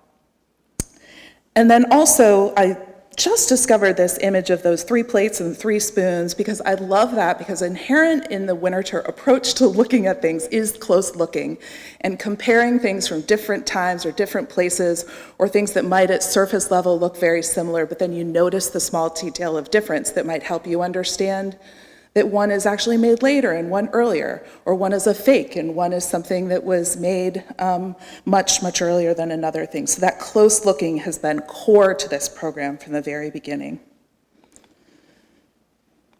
And in order to support that, there was foresight with thinking about what do scholars need, students and visiting scholars and staff, to support that work. And this is the first really mod cool library that was over in our research wing. And it was really important for that building of a library, which is now a core part of the institution, to be part of the fabric of what supported the students in the culture program.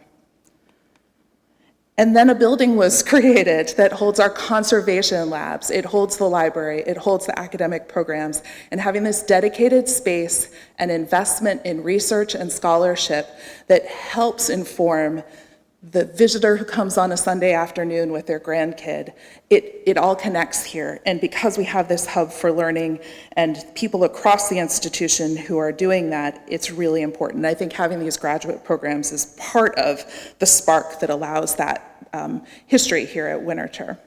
Now, because we're in this room, and a couple of you may have seen this before, but there were also the ways to share this information. I was asked last night, well, how do you take all the things that we love and we can get real nerded out about and share that with people who may not be bought into it already? And I think part of that is by having these spaces where we can share in a public fashion. So we have talks and lectures in here, and this is our great, I want the VC, our lunchroom there, to look like this again. But it's a place where people can come and learn, but also have fun and an enjoyable day.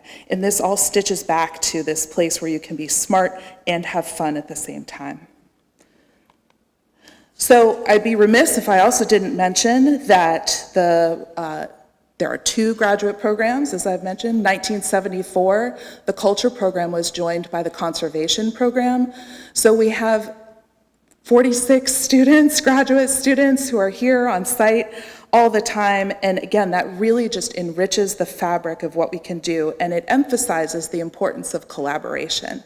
So again, in putting forth these wonderful professional folks into the world, they understand already that you have to have a language to speak to and have a good working relationship with your peers in libraries, in conservation, and other places to steward these collections and these stories that they are telling.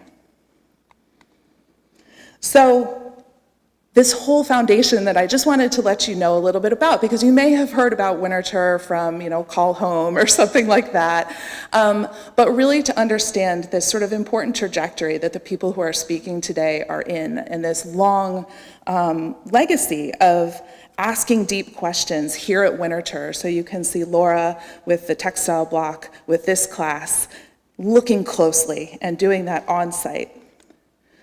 As Martin mentioned, we then take it out into the world and we connect things like this is a painting that is in our collections that you can see if you take a self-guided tour, alongside a book that was written about this painting and unpacking all the various pieces of it.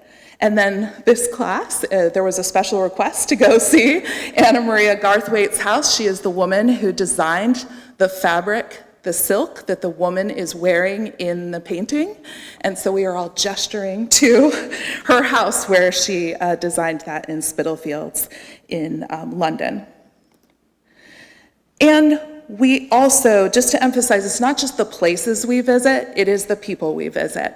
And I did have to show this picture. Some of you know this has deep personal meaning to me. And a person who is very involved with the Winterthur Program for a very long time, who we lost at the turn of the year, Bernie Herman, an important part of the University of Delaware and Winterthur fabric.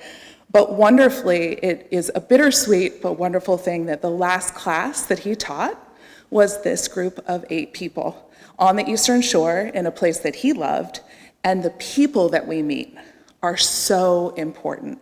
Learning these different perspectives. We don't all have to agree on them, but we learn that there is not one way of doing cultural heritage. There are multiple ways.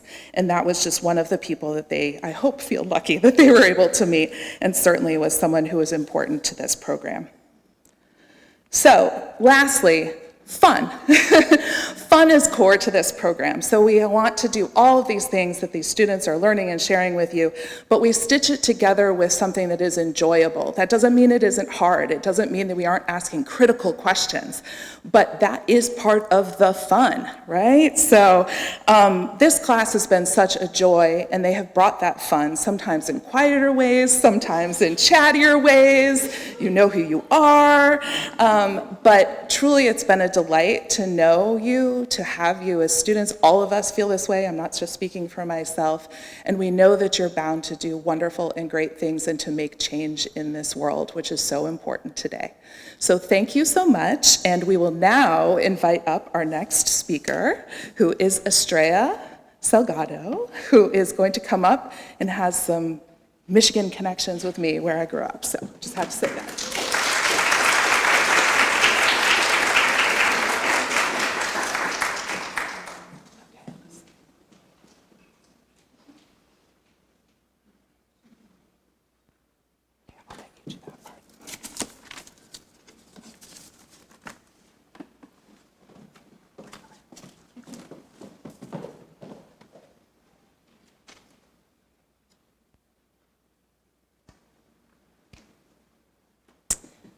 All right, everyone. I hope that we're feeling refreshed after that coffee break, and I hope you grabbed a lemon tart. They were really good.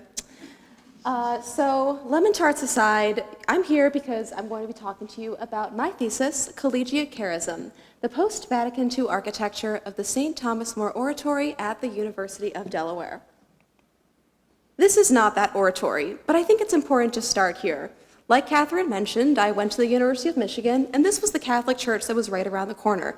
It might be what you imagine as a maybe stereotypical Catholic church. There's brick and there's stone, there's a tower, there's a rose window. It was, funded by Irish immigrants in the late 19th century.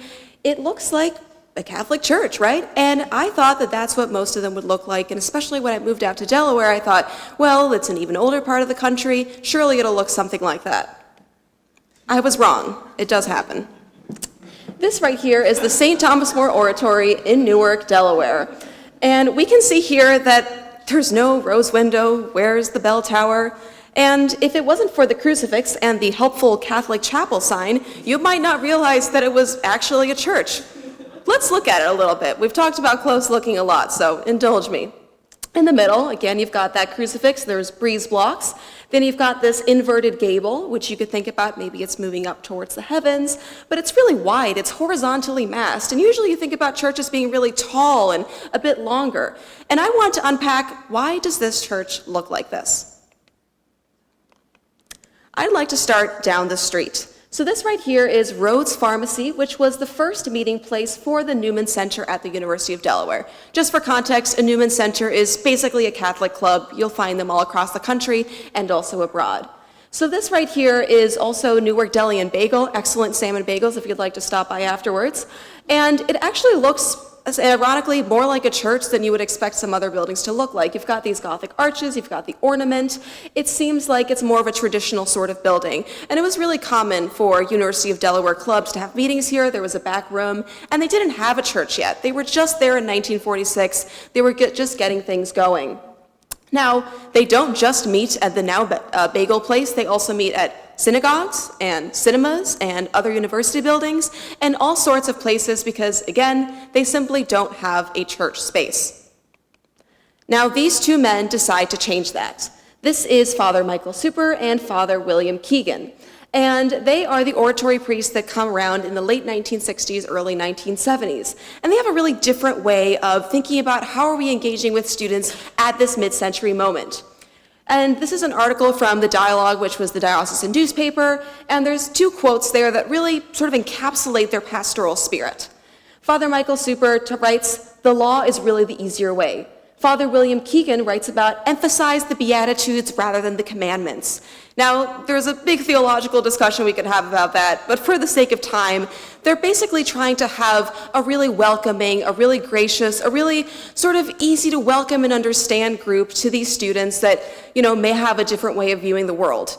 Because it is the 1960s, and as anyone who's taken a basic US history class, this is a time of a lot of political tumult and change.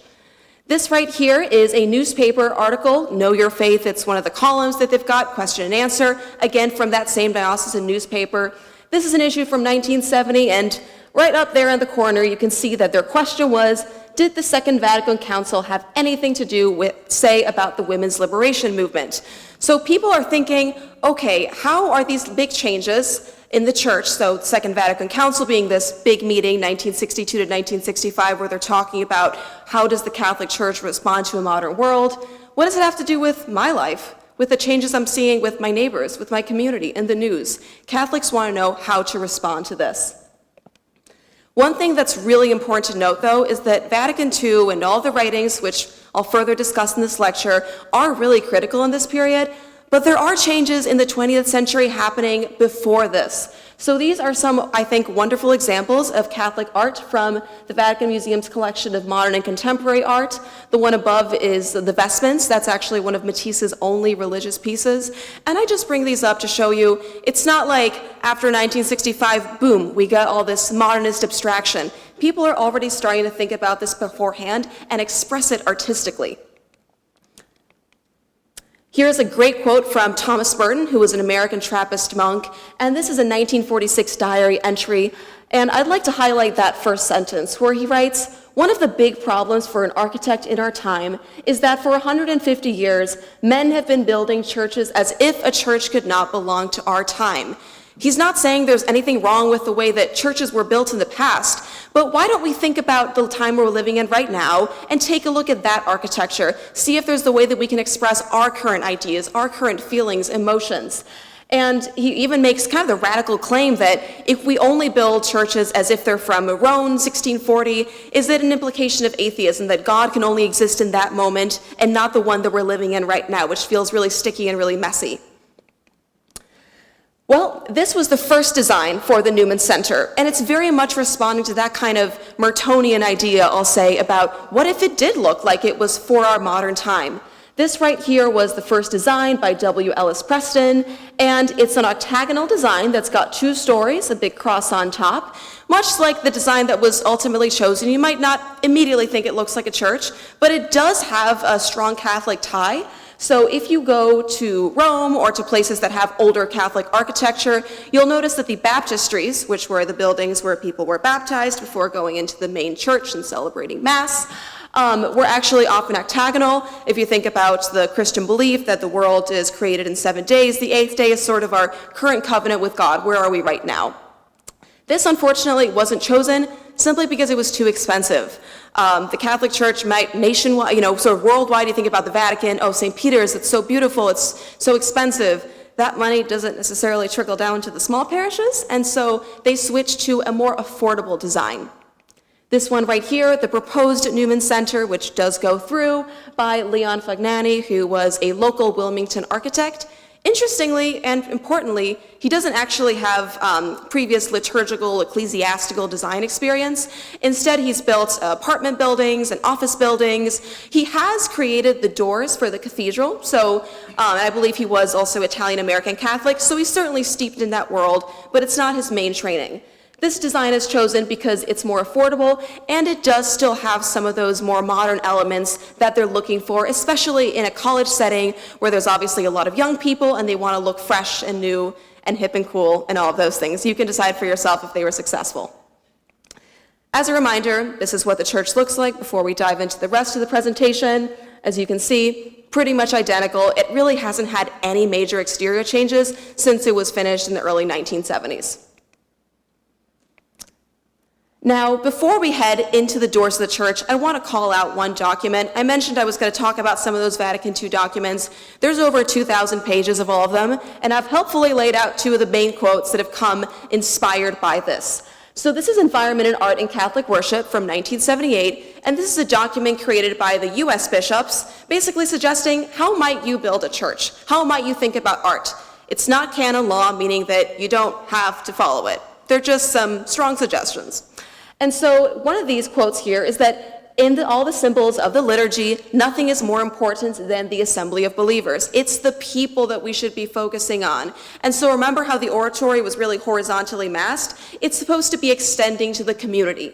And it also writes about how one cannot demand any universal sacred forms. The word Catholic actually means universal, so this is a really bold claim. But basically what he's suggesting, and it's the Council of Bishops, is that it doesn't, like Martin said, have to be just, Gothic or Romanesque revival or any of those things. It can be different, and that's okay. Now, this is one example of the different. I was really lucky to have a great relationship with the current folks at the oratory, and in the back of a dusty cabinet, they could swear they didn't have it, and they did a rolled up old blueprint that hadn't been unrolled in goodness knows how many years. And so this right here is the first floor plan. You can see that there's the main chapel, and there's the sanctuary, another chapel on the side. So basically, if you're going in, the first thing you see is that sanctuary.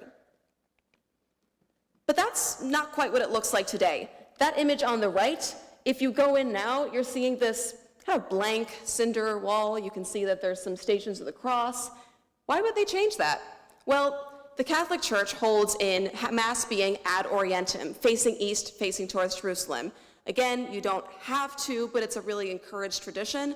Originally, it wasn't built with this in mind, simply based on where it is on the street. If you're building a horizontally massed church, you're naturally going to look ahead. It wasn't a decision that was made sort of to spite the church or anything like that. It was simply, I think, a practical choice that later generations decided they wanted something a little more traditional. And so now, again, looking at that image on the right, if you go in, then look to the left, that's where it is. You are now facing east. So that's one major change. One other thing you might notice here is that those are not pews, right? If you think about Catholic movies and media, people at the pews, at the kneelers are kind of an iconic image, right? They have chairs instead. Now, we've talked about our wonderful Winterthur trips, and this was one trip to England where we got to go to the Gordon Russell Design Studio and see these chairs for the Coventry Cathedral. This is an Anglican church in England that was unfortunately bombed during World War II, and they decided to do something different in the rebuilding. Two major things happening here, right? Post-war sentiment, let's do something different, as well as less money. I think we have to be really honest about that practical element as we're discussing this design history. And so instead, they chose chairs, which you can move around, they're flexible, you can choose to use the space for something other than Mass, a lecture, a social dance, anything like that. And so while the chairs at the oratory, I want to make clear, they're not Gordon Russell, they are certainly following that inspiration of using the flexible seating instead of heavy, immobile pews. Now in my final section here, I'd just like to talk briefly about some images from the interior. Luckily, the Diocese of Wilmington Archives was very kind and gave me access to these images. And you can see there on the left, there's an organ, and it represents the more traditional aspects of the oratory. Yes, they are trying to be new, be different, emphasize the Beatitudes, yes, but they are still, at their core, trying to communicate that Catholic truth to a new generation. And in Sacrosanctum Concilium, which is the very first Vatican II document, they write about how the organ is the highest, most beautiful Catholic religious instrument. So they're still holding to that, even though they do have some guitar masses later. And on the right there, yeah, I see some people know what I'm talking about. On the right there, you have the altar, so you might remember this is what you see when you go right in. If you're in 1972, you are indeed seeing the altar. But then back there, in most churches, Catholic or Christian broadly, you'll probably see a cross or a crucifix. That's not it. And when I saw that, I thought, what is that exactly? Because it's definitely not there anymore. It is actually a 1972 tapestry that was created, I believe, by someone who was a congregant or a local woman in the area. And you can see that it's a diamond shape. And at the bottom, there's a bunch of different kinds of buildings. Maybe they're houses. And very helpfully, they don't always do this in documents, but they lay it out for me. Right there in the bottom corner, it writes, "The words of Jesus inspired this tapestry. In my Father's house there are many dwelling places. I am indeed going to prepare a place for you." And so it's looking at this being a little bit more metaphorical and having that idea of the house, the home. This can be your house too. They're certainly not denying the crucifix or the cross. You'll remember that they had that on the outside, and I'm absolutely positive that they had other crosses or crucifixes throughout the chapel. What you were supposed to look at was, this is home. Home is heaven, and home can also be here right now. Now, this idea, as much as I've sort of waxed about the metaphor, hasn't always aged well, because part of why we have art in Catholic churches is so that you can immediately tell a story in a language that's immediately obvious to people. If you need to say, actually, this is from this line of the Gospels, maybe it's not quite as effective. Built of Living Stones is the document that has sort of replaced the previous 1978 document that I mentioned. And it writes how, yes, the church can engage the genius of other times. You do not need to follow one exact particular Roman model.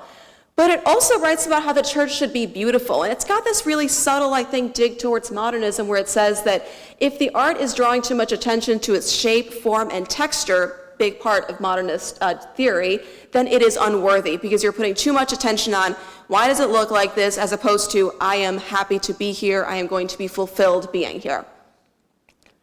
But I'd like to give the last word to Father Michael Super, one of those progressive priests who I mentioned earlier. He stayed at UD for his entire career, and he has this wonderful quote as he's reflecting, near his retirement, where he writes about how this early period of the 1970s was a time of questioning and defining the role of religion and its place in the academic community. It was difficult work, but rewarding, learning when to share and how to serve the student, pursuing academic goals as well as fulfilling personal visions, and always respecting those who differed. I know that, I've had many conversations with everyone from, folks in the laity to archbishops to, priests all over the world about this, and people have a lot of strong opinions on it. But regardless of what you're drawn to, whether it's the more traditional rose windows or the more modernist inspirations, I hope that you can understand both sides of that perspective and maybe take a closer look whenever you see a church or a place of worship down the street. This research would not have been possible with all these folks, including my advisor, Sandy Eisenstadt, and all the wonderful support team at Winterthur. Thank you, everyone, for listening to the presentation.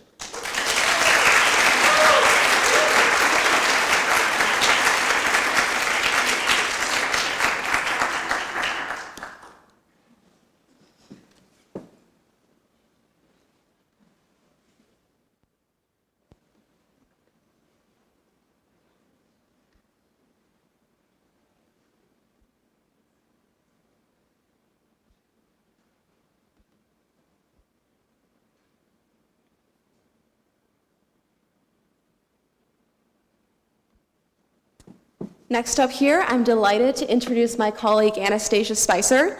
During one of those trips to England, we had a UD student with us who was getting to know what the Winterthur program was like. And he brought up this memory of Anastasia as really core to helping him figure out what Winterthur was. We were in one of the museums, the Museum of the Home, and he said that Anastasia was looking really closely at something, nodded and said, "That's really beautiful." He turned to look at what it was, and it was a doorknob. And he thought, wow, I never would have looked at a doorknob, an ordinary looking doorknob like that. So thank you to Anastasia for always showing us the beauty in small things. Please come on up.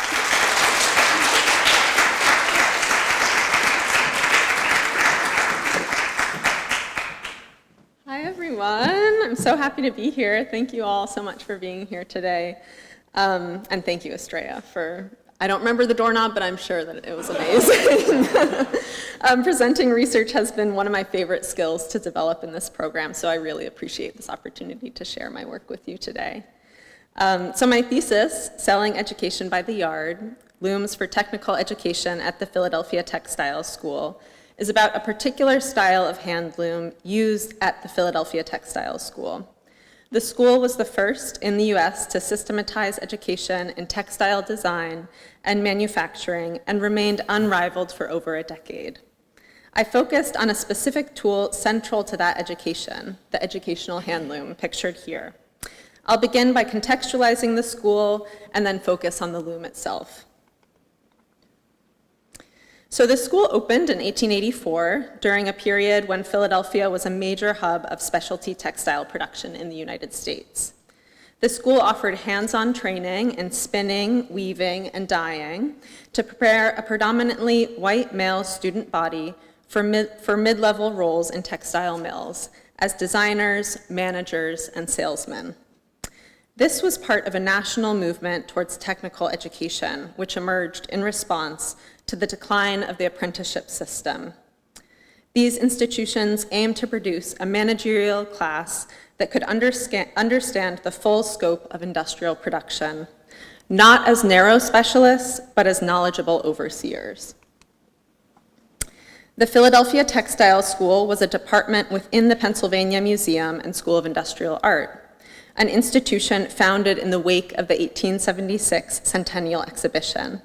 That institution later became the Philadelphia Museum of Art and the University of the Arts, before UArts closed last year. The textile school itself evolved over time and is now Thomas Jefferson University's East Falls campus. So as I began to look into the textile school, I was particularly interested in the educational hand looms that the school used, shown here in this 1888 picture from the school's classrooms. These looms were front and center in the school's advertisements. Every student began their training on them. The looms were designed to mimic power looms with 30 shafts, allowing anything woven industrially to be first tested by hand. Students could experiment at the speed of the body to fully understand the theory and technicalities of weaving before transitioning to mechanized production. I wanted to know why, in an age of industrialization, did the school's administrators, many of whom were mill owners, believe in learning by hand? And before I go much further, it's important to explain that my research was shaped by my own background as a weaver. I learned to weave at the Penland School of Craft in 2017, studying with Bhakti Zeek, who's pictured here on the right.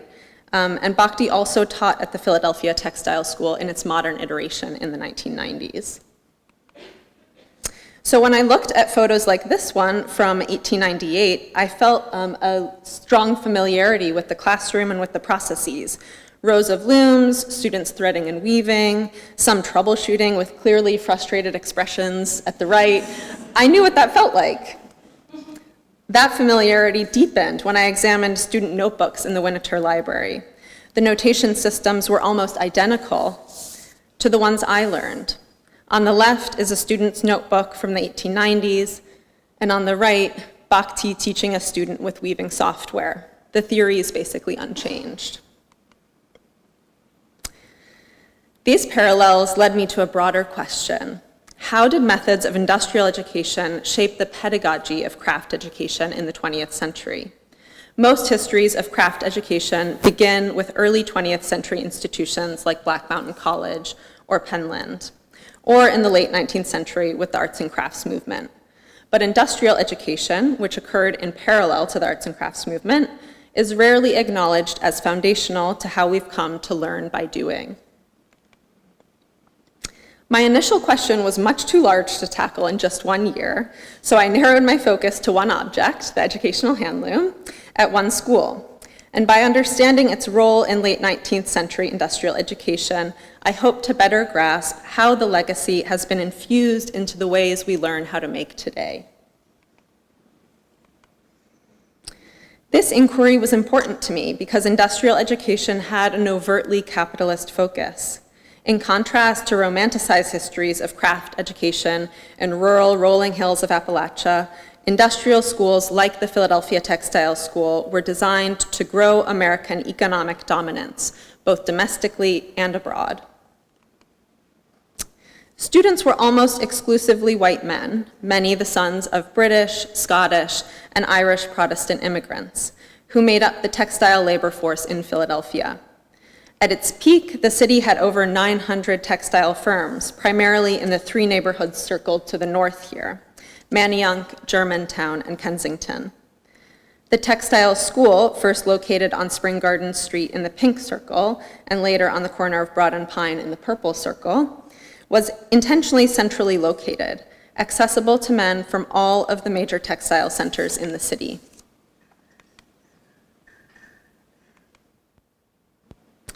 Day students who came from middle and upper class families often had no prior technical experience and relied heavily on the educational hand looms to understand technical processes, while evening students who traveled to the school on trains from major textile districts worked in a variety of positions in mills during the day, including as loom fixers, fringe makers, wool sorters, and jacquard card stampers.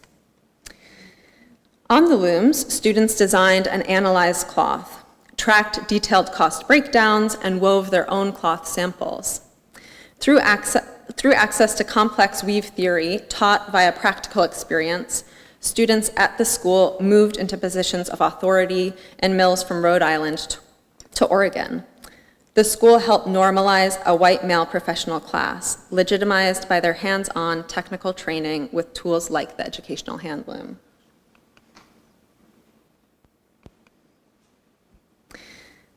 By reading correspondence and annual reports of the school, I learned that the school imported its first educational hand looms from two top English textile schools in 1885, Yorkshire College and Bradford Technical College. The British versions are here on the right.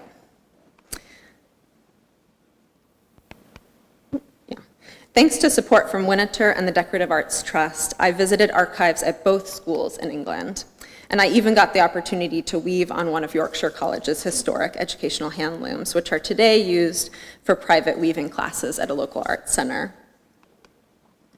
So by the early 1890s, the Philadelphia School had partnered with a local machinist to manufacture their own version of the educational loom. These were modified with cast iron dobby heads and extra back beams to accommodate the kinds of cloth being taught in Philadelphia.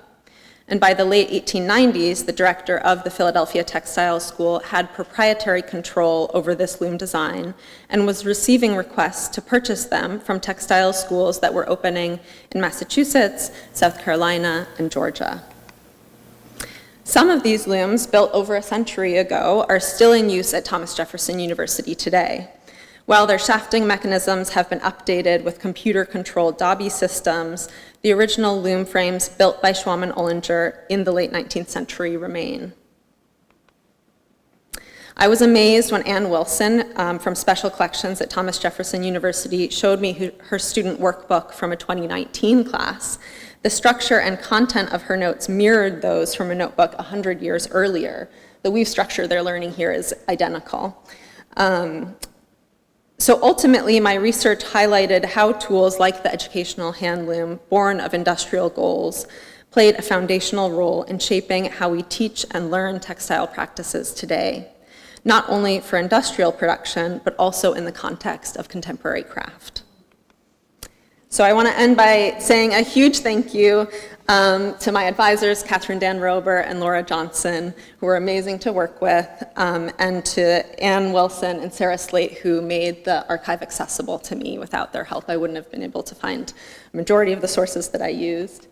And I also want to say a big thank you to my family, to my grandmothers, who were amazing, creative people, to my mom, my dad, my sister, who are all here today. I love you guys so much, and they were huge supports.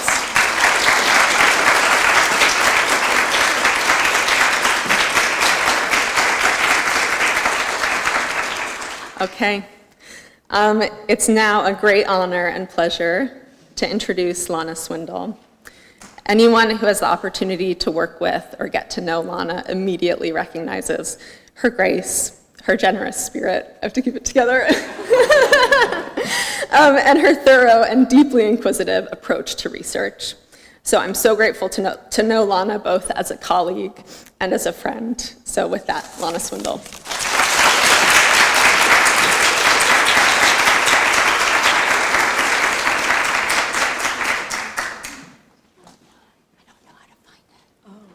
Could we get a little help with the finding the presentation? Sorry. Oh, sorry.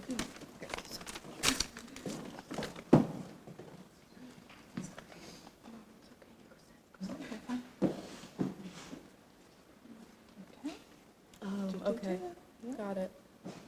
And then we're going to go slideshow from beginning, and you can use arrows or this. Okay, thank you. Thank you for that generous introduction, Anastasia, and thank you all for joining us today. My name is Lana Swindle, and over the course of this presentation, I will provide a snapshot of my thesis project focused on the recovery of vulcanized rubber ornaments fabricated and worn in the United States from 1850 until 1898. Despite their high cultural value in mid to late 19th century material culture, these objects have thus far been overlooked. I became familiar with the subject of vulcanized rubber combs and jewelry in 2016 as an undergraduate, interested in Victorian visual studies and literature. During the course of this research into late 19th century hairwork jewelry, like this bracelet represented on the left, I became familiar with the development and use of new industrial-made materials used by the Euro-American jewelry industry to create mass-produce, relatively affordable hair combs, bracelets, earrings, rings, necklaces, and the like. One of these materials was vulcanite.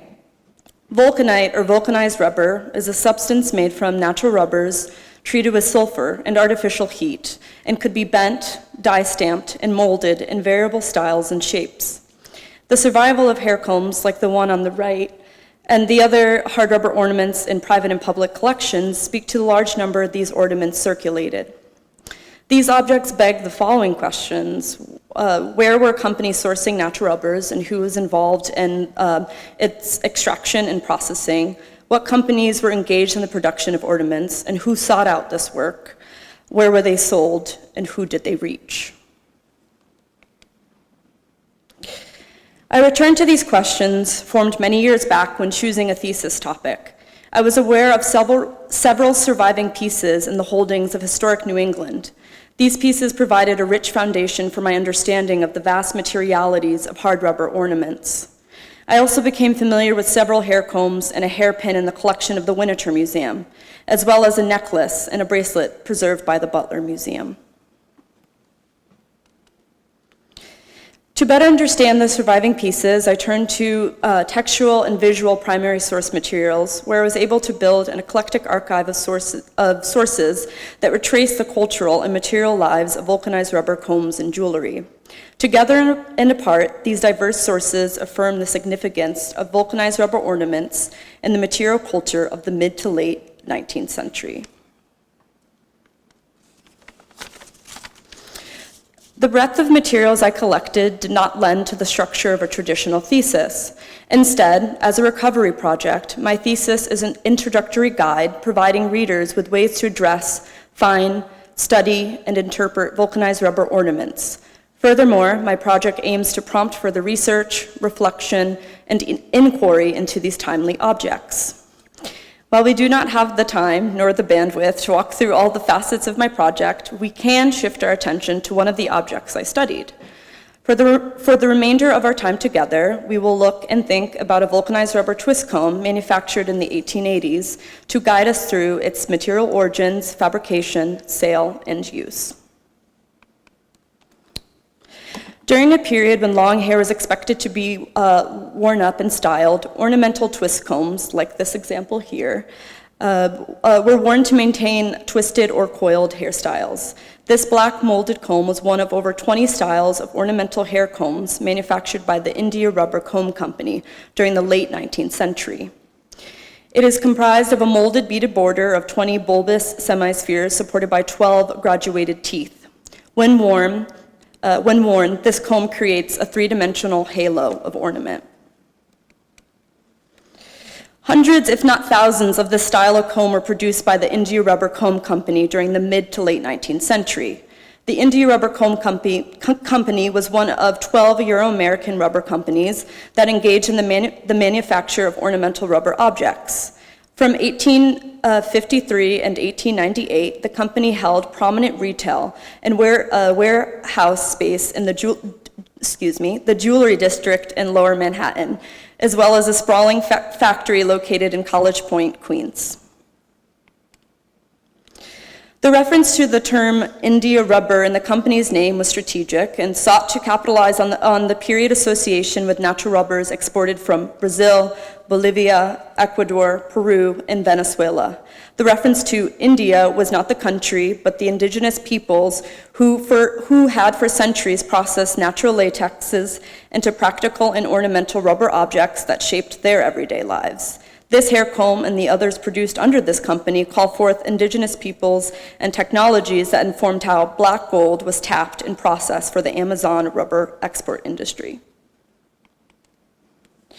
As surprising as it may be, this comb and others like it can be traced back to a plant, predominantly the castilla and java trees native to the Amazon and its tributaries. This comb also reminds us of the people behind the labor of tapping, collecting, and processing latexes for export. Their primary processing activities were essential, as was their environmental and technical knowledge, given latex differed according to the species, age, and location of the tree. During the dry season, tappers made transverse perpendicular incisions on trees, which was then collected, transported for processing, smoked to ensure longevity of the material, and further dried before being collected and further transported to the market. In the end, rubbers emerged from a long commodity chain, from tappers to boaters and dozens of middlemen, patrons and barons, before it reached the centers of export, marketization, and finally industrial transformation by rubber workers at the Queens factory of the India Rubber Comb Company. The labor and stories of the people who prepared the natural rubbers used for this comb are thus in many ways sealed to the object's narrative. The men, women, and children, part of the industrial processes to convert the natural rubbers into the industrial-made material vulcanite, were also part of this comb story. Rubber manufacturing in the 19th century industrial context was labor-intensive and involved many workers of varying skills and expertise. The completion of a comb passed through as many as 16 processes, each one carried out by a different person or a department. Given that natural rubbers are not homogeneous, workers had to remain adaptable and bend their skills to the materials available, learning as they went how to identify and treat different rubbers based on texture, color, smell, and processed form. To achieve the symmetrical and precise angles of the teeth, as well as the globular beads that form the crown of this comb, compounded rubber was subjected to compression molding, which essentially relies on heat and mechanical pressure, as well as steam. Compression molding required the attention and skill of the molder, as the process was long and precarious. Once the comb was removed from the mold, young men and women ground down, perfected, and polished this comb, achieving a glimmering black surface. After this comb and others like it were checked for quality and shipped by rail to small retailers who were agents of the India Rubber Comb Company, as well as to larger rubber emporiums that sold hundreds of different hard rubber products by several different companies. The India Rubber Company relied on traveling salespeople and print advertisements to ensure the reach of their brand. While we don't know where this comb was purchased or who wore it, these contemporary period portraits show us the ubiquity of black combs, and the significance of the survival of this comb speaks to the value it once had to its original owner. Thus, the topic of vulcanized rubber comb and jewelry is one of many modern materials that warrant further understanding and its significance in the histories of dress, fashion, early plastics, and rubber histories, as it can be used to help us remember what is easily forgotten. Thank you.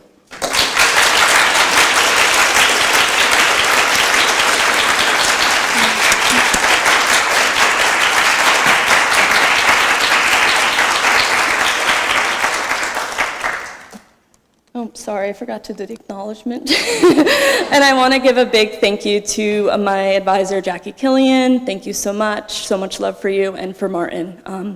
And it's now my great honor and pleasure to introduce our next speaker, and our last, but surely not least, Graham Titus.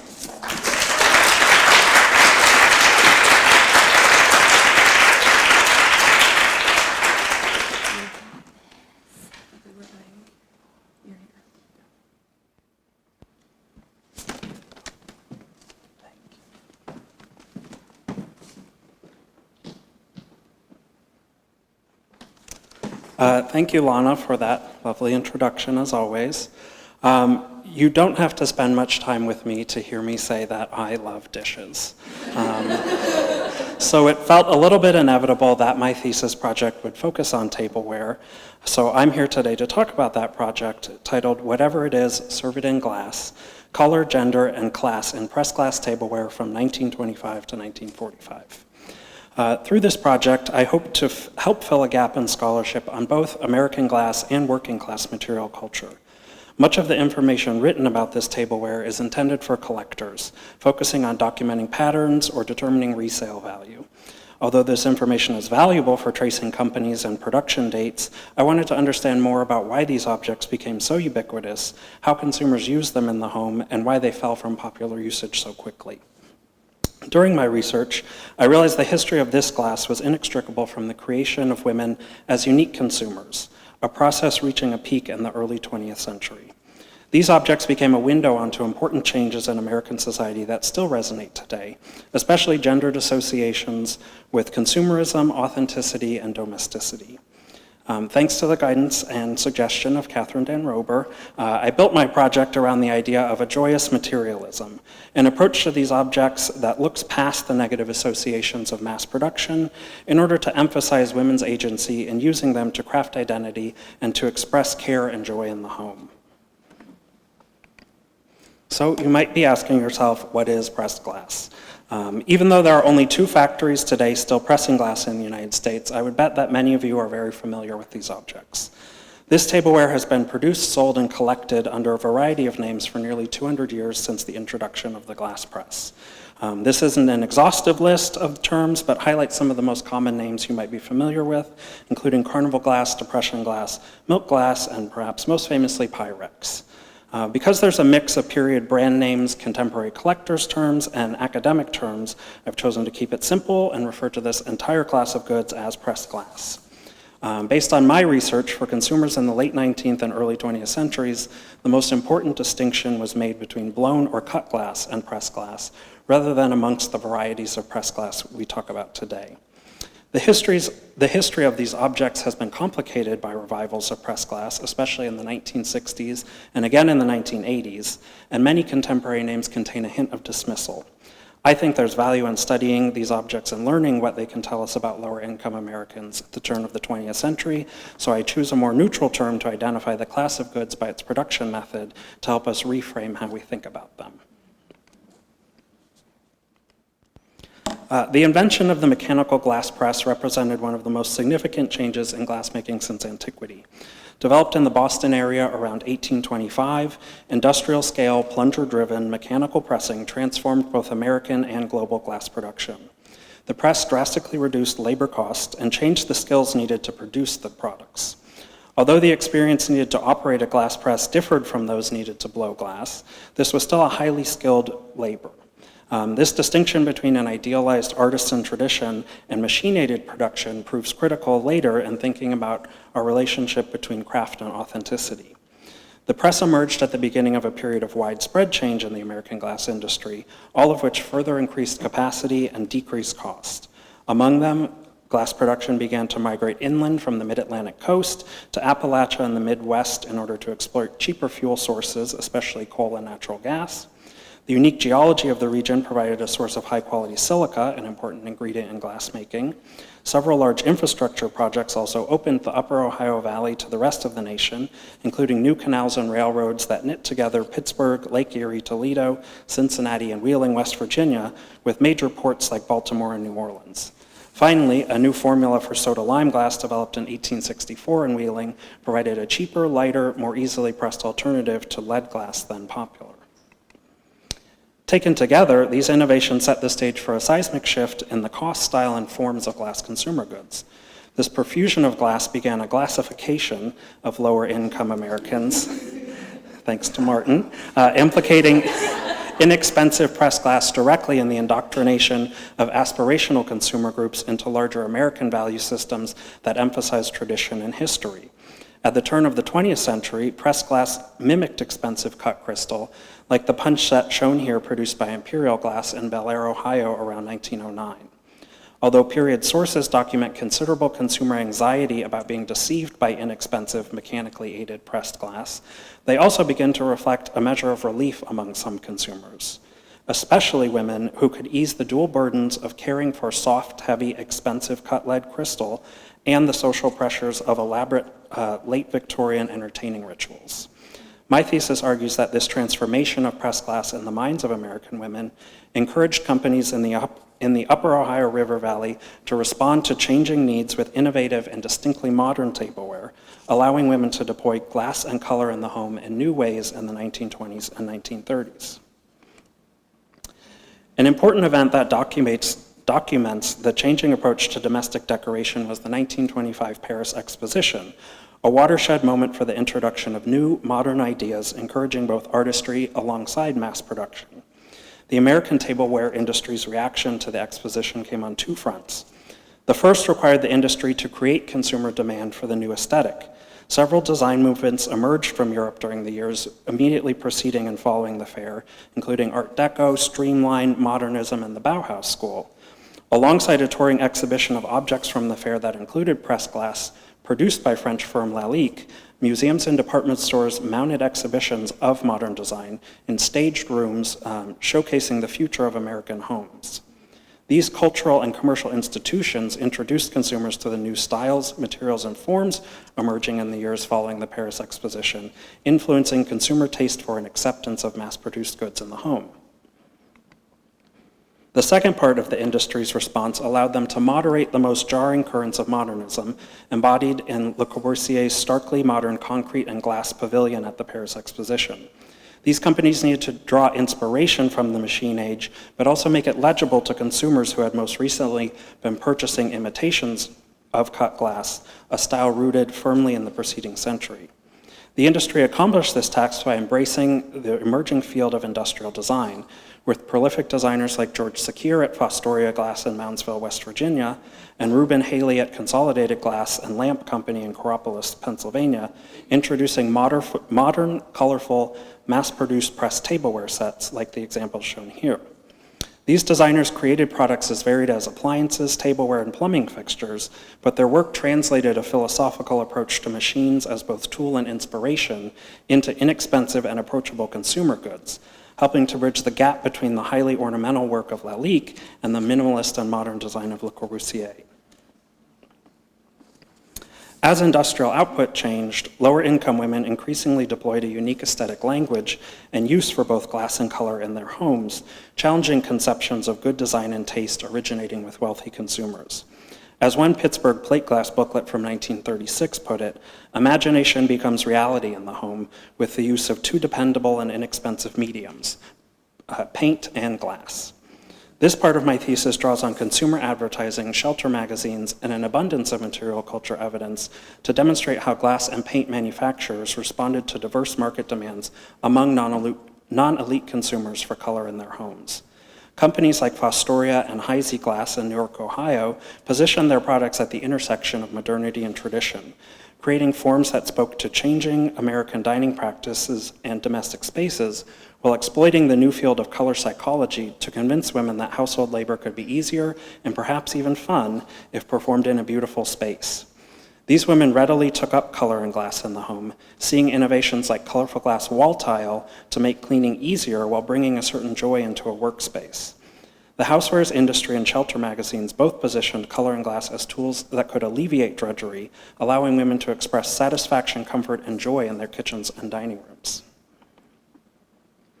My thesis argues that glass enabled women to imbue gendered household spaces like the kitchens and dining rooms and gendered tasks, especially feeding the family and entertaining guests, with explicitly positive associations. Rather than viewing these mass-produced objects as cheap imitations of elite goods or throwaway promotion items to stimulate demand during the Great Depression, I sought to reframe them as emblems of joyous materialism, a means for lower-income women to exercise agency, creativity, and care.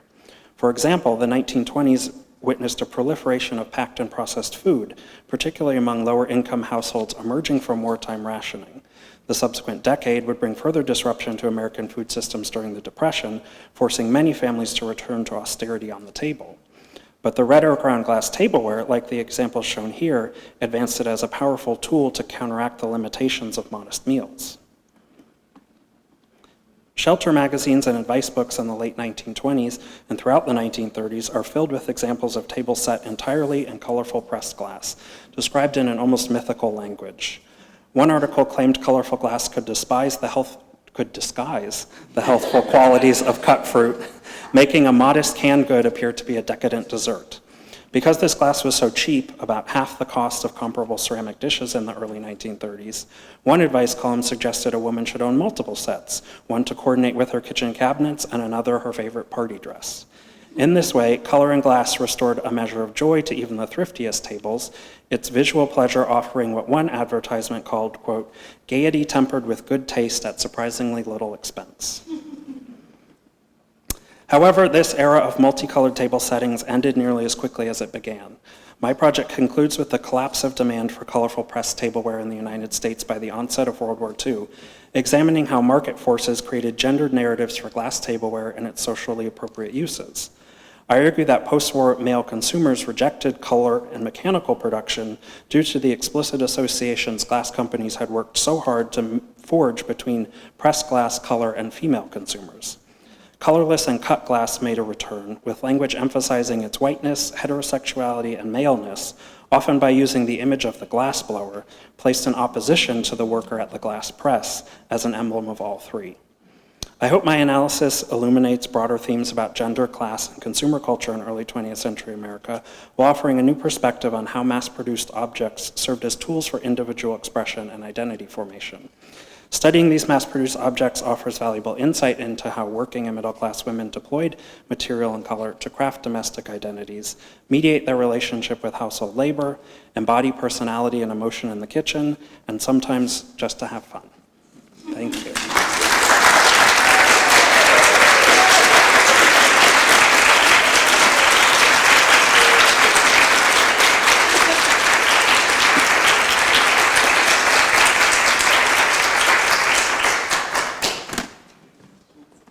All right, guys, I know we're out of time, but we have some time. We need to have some time for questions. So please, can I ask the second half of the presenters to come on stage? And I definitely want to get your movements. Questions, comments, I want to definitely give a few minutes. There's bunch of Kathy first, and then Rob.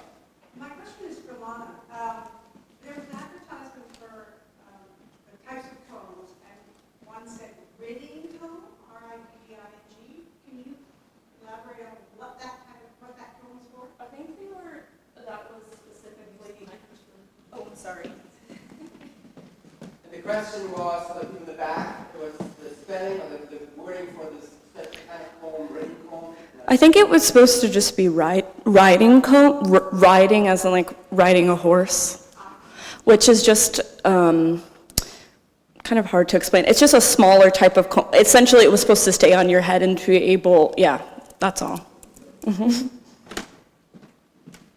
Sorry? Yeah, I have actually one for you and for repeat the question. Mm-hmm. I was curious, the Indian rubber company, I know that Henry Ford was interested in token fishing in Brazil and utilizing that rubber industry there. Did he have any connection to this? Yeah, thank you for that question. That's a great question. As far as I know, there's no direct links to Ford, but based off of my research of looking at too many rubber companies, it was a very incestuous industry. Many people are starting at one place and then leaving and starting it. It's also bound to patents, and so all of that knowledge is transferring within this very exclusive circle of people. Ford is a little bit later, but the India Rubber Company is one of the, at least specifically with ornaments, they also made a bunch of other types of rubber goods. They're one of the longest operational companies and like the first wave of producers. And were they Brazilian national company? No, they were started in New York in 1853. Yep. So they're the founder was he was German, and he founded the company. He was a comb maker himself from Germany, and then immigrated here and started the company. Thank you.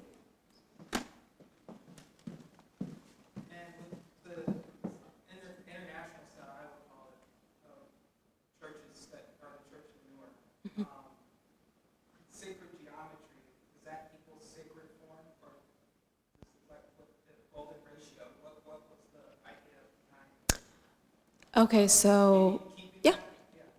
All right, that's a great question. So Jabari, one of my colleagues in the cohort below, has asked about sacred geometry and sacred form. Yeah, I mean, I definitely think that having the golden ratio, the ideas of balanced beauty and all of those things, I mean, you certainly see them in this church to some extent. It is symmetrical. You know, when you went in, you were supposed to have colored light coming from both sides. I didn't discuss it for the sake of time, but they didn't have traditional stained glass. Instead, there were these big blocks of colored glass, and so you're still having those traditional touches of beauty. But ideas of sacred geometry specifically, I didn't read in the father's notes. Unfortunately, both the architects that designed whatever notes they had, they might be with their architect files themselves. Unfortunately, neither of those were accessible, but I do think those broader themes are worth considering as you study the form. Thanks, Jabari.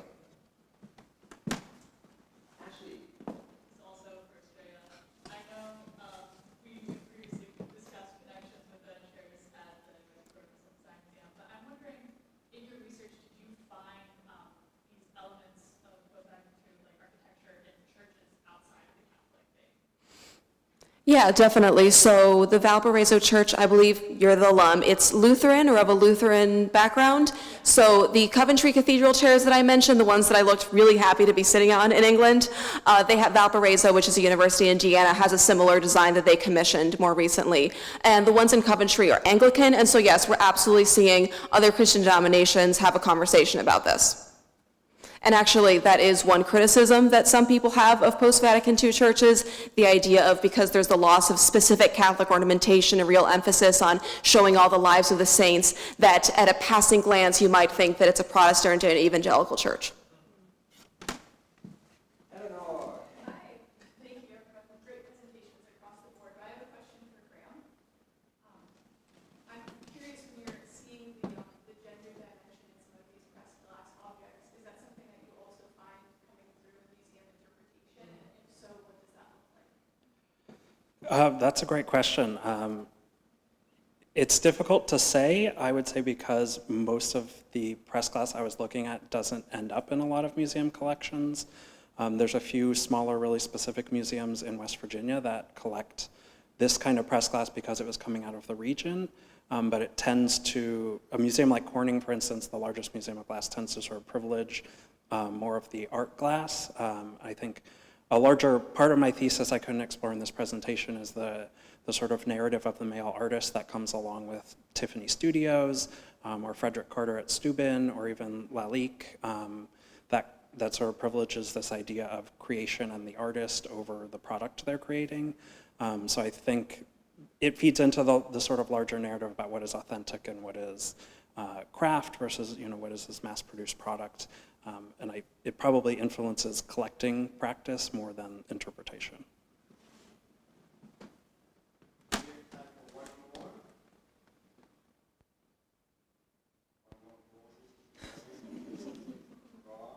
All right, we're back.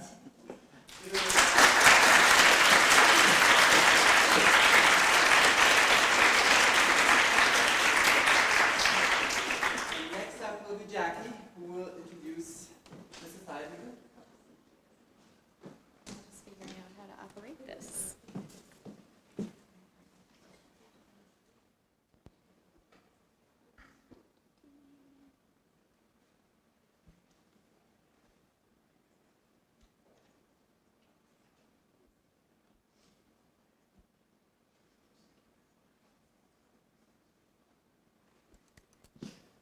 Hi, everyone. Thank you so much for joining us this afternoon. My name is Jackie Killian. I'm Assistant Director of Academic Programs here at Winterthur, and among the many things I do, one of my great joys is that I get to advise students in our graduate program. And I just want to take a moment to congratulate all of you and tell you how proud I am of the work that you guys have produced. One more round of applause for our speakers.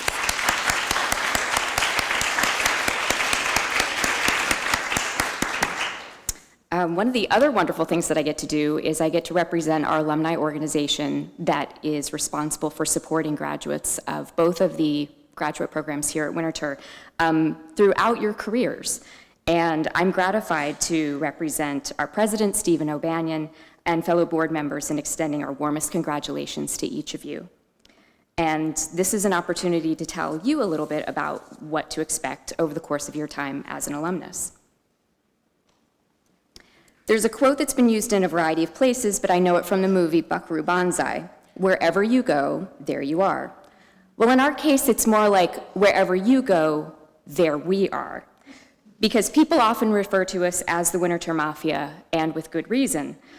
You are now joining a tight group of over 1,200 graduates of our dual graduate programs who contribute to the stewardship and scholarship of cultural heritage in disciplines, occupations, and institutions too numerous to name, but this is just an example of the alumni that you're joining. As you graduate today, you'll start your first year of membership gratis, courtesy of the Alumni Society, and you'll be eligible for a discounted rate for the next 4 years to hope that you get involved and stay involved in the organization. Your participation is what keeps our alumni community vibrant and strong, and you are the ones we want to see when we go to events. So I hope you will join us at events both back at Winterthur, around the country, and at our annual meeting in January.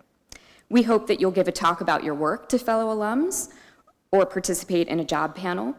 You can join our mentorship program to be under the wing of an alum or to offer the benefit of your expertise and experience to future graduates. And we hope you will apply for professional development funds to help publish an article, attend a conference, or develop new skills.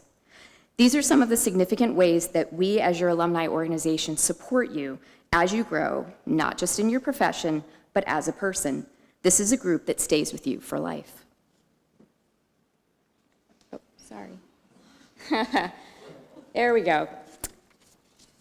One other thing that we also do is we offer alumni some great commemorative swag that you received earlier this week. One of those things is a stoneware mug customized with your graduation year as a gift from Brenda Hornsby Heindel, a North Carolina-based potter, historian, and incredibly talented alumni who recognizes that hydration and frequently caffeination will remain really important for your future success. And at the end of today's presentations, you will also receive a commemorative tote bag because we recognize that book buying is an affliction that you had as graduates of our program and one that will continue post-graduation. So please use your tote bag to help carry your future purchases. And finally, I will close by saying that each of us has sat where you are now sitting. Having completed this exceptional and demanding 2-year journey as a student in this program, ready to embark on the exhilarating and simultaneously terrifying stage of your career known as life after Winterthur. Take comfort that this group of smiling faces is just a fraction of our alumni excited to greet you as graduates of our program. Welcome into the Fellowship of the Mug, and many congratulations to each of you.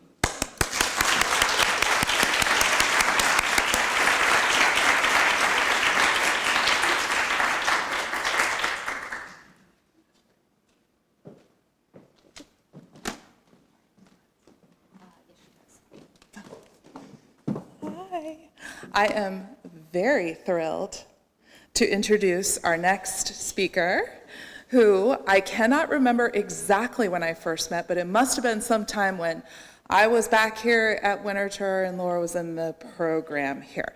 So Dr. Laura Johnson is going to be speaking to us next, and as I have indicated, is an esteemed alum of this graduate program, as well as holding a PhD from the University of Delaware. Currently, Laura is the Curator of Costumes, it's plural, right? And Textiles at the National Museum of American History, our Smithsonian Museum, which is fantastic. But before that was one of our wonderful colleagues here at Winterthur. Before that, she was working at Historic New England, and Laura has done many, many things. She has published, she has spoken, she has a background that is wide-ranging, including anthropology and other archaeology. But most importantly, she was the teacher of the block for textiles for this group of students, and you saw some action shots earlier. I'm so honored that Dr. Laura Johnson can be here with us today, that Laura can give some kind words to this graduating class, and without further ado, I invite Laura to come to the stage.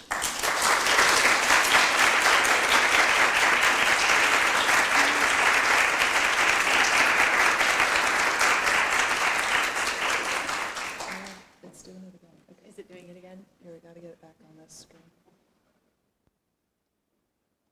I wish I could Or to soft the shoe. left? I know, I'm so sorry. I think, do you see a cursor? See a cursor? No, Dennis said try dragging. Like, Yeah, it yeah, should it should show up. come from one Yes. side or the other. Okay, let's try this, let's drag this one. It's right there, sorry. Okay, sorry.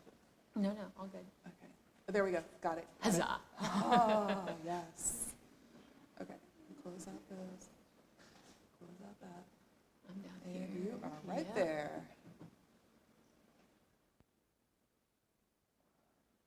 Dennis told me to hit that one, but it doesn't You're- matter. you're No, all good. perfect. Okay. There's like 3 ways to do it. Okay, without further ado, Laura Johnson.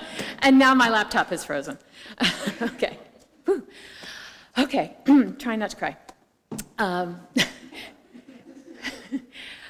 Thank you to the class of 2025. Just, oh my God, y'all did it.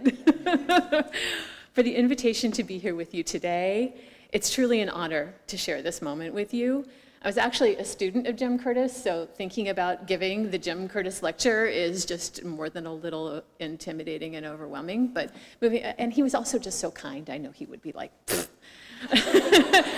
Okay, a word about my marching orders here today. When Estrella sent me this invitation, after I finished wiping the tears from my eyes, I was grateful that she gave me a prompt, because otherwise I would have floundered completely as to what to say today.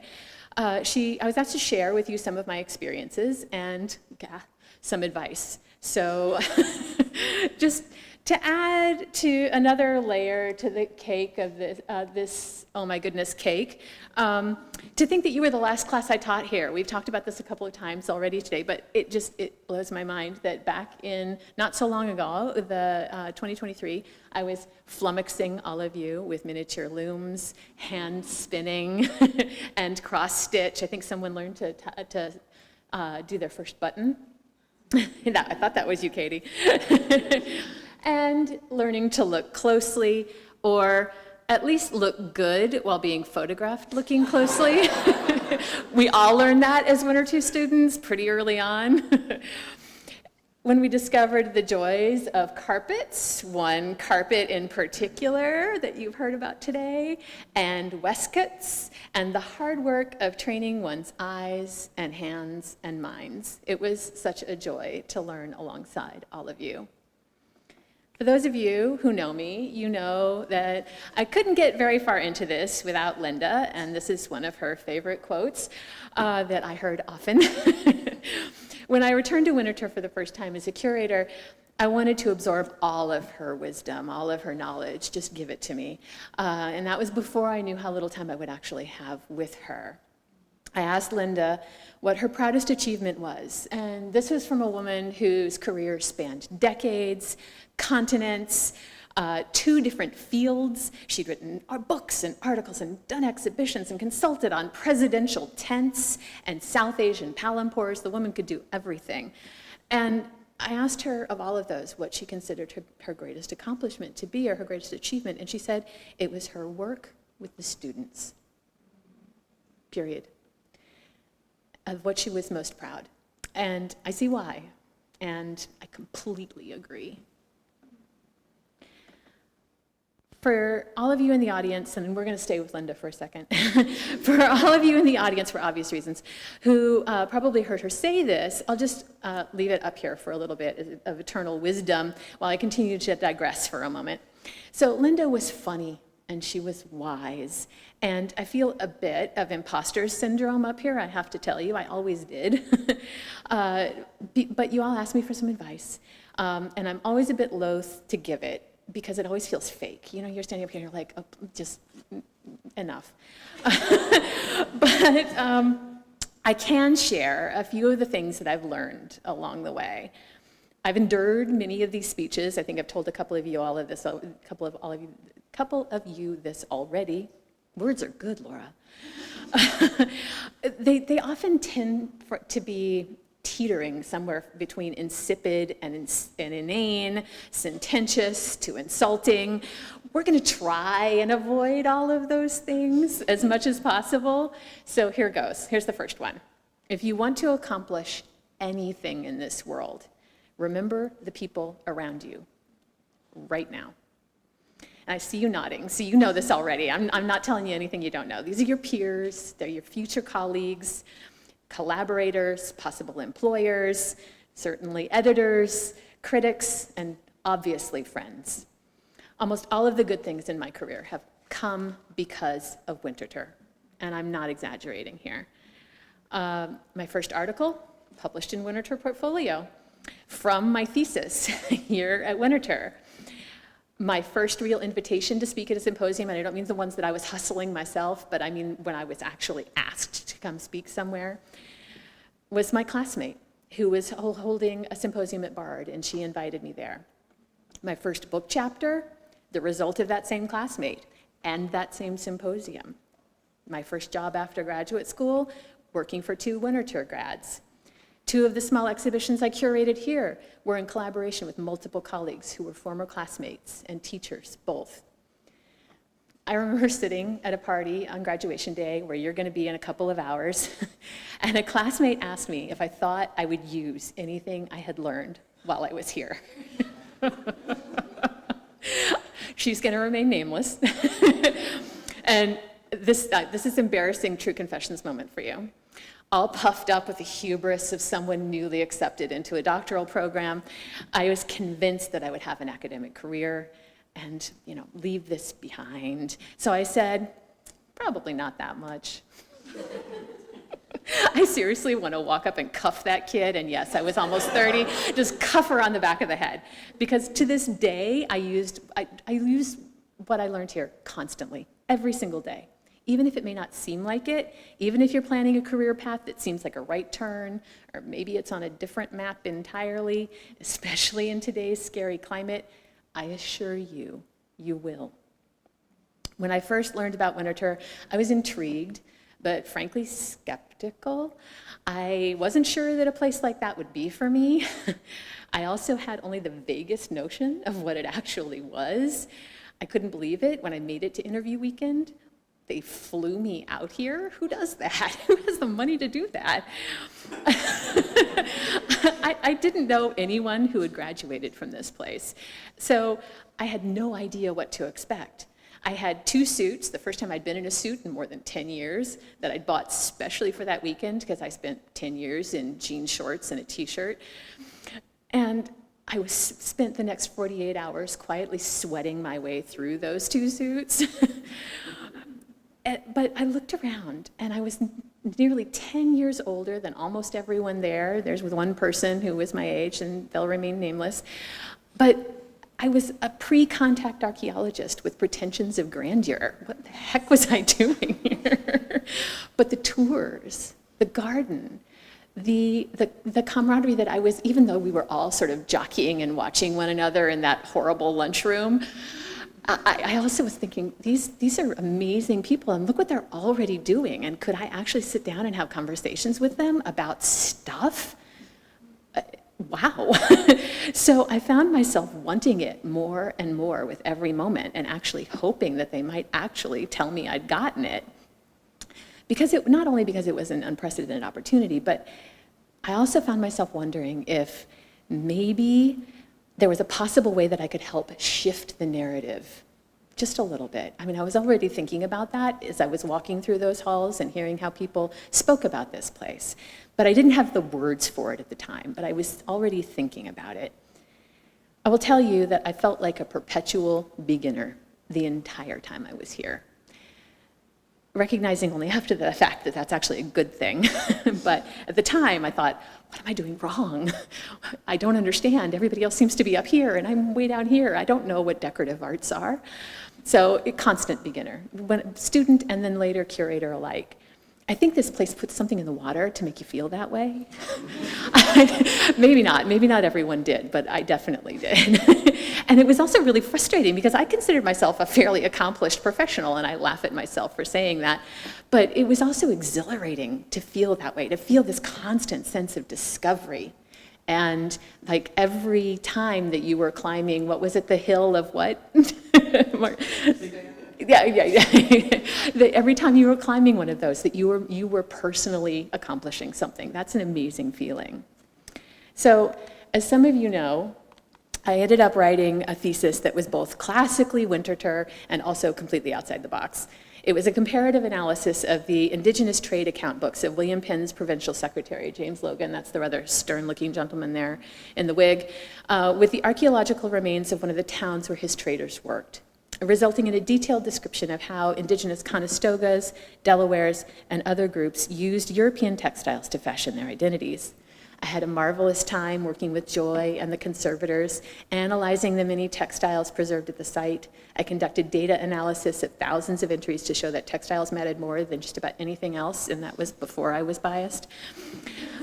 But here's the thing. I wouldn't do that project that way today. There's no way.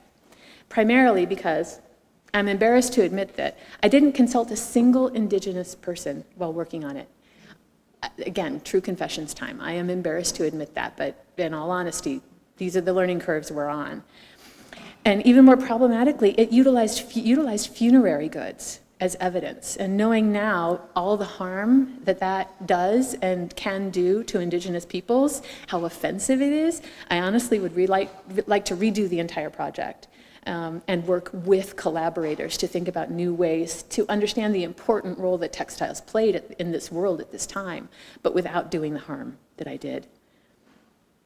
And I should have known better, but continued to do it while writing the continuation of that project as my dissertation at the University of Delaware, which examined how early and in all the different ways that European cloth began appearing in ceremonies of encounter between colonizers and indigenous peoples. And you're looking at one of the first representations of that interaction and how, in this case, deer skins, but also textiles, were used to set aside spaces for rituals of encounter. I ended up in the Southeast. I ended up working with Spanish language documents, and I learned some critical lessons. So here you go. Here's some critical lessons. First, and you already know this, I know you do, because I've worked with y'all. I know you know this. Approach any endeavor with humility and curiosity. Conservators are amazing colleagues. Involving them early and often as collaborators will only make your work better. Ask for help. Often. And this was the hardest for me. Get out there and talk to people. I spent so much time thinking in my own head and didn't talk to enough people that could have possibly helped me figure out who I needed to be inviting in as collaborators sooner. I never really left Winterthur while I was a student at UD. Some people would say I never escaped. I would sort of shift that narrative a little bit. But I was interning at the curatorial office. I was working part-time in registration.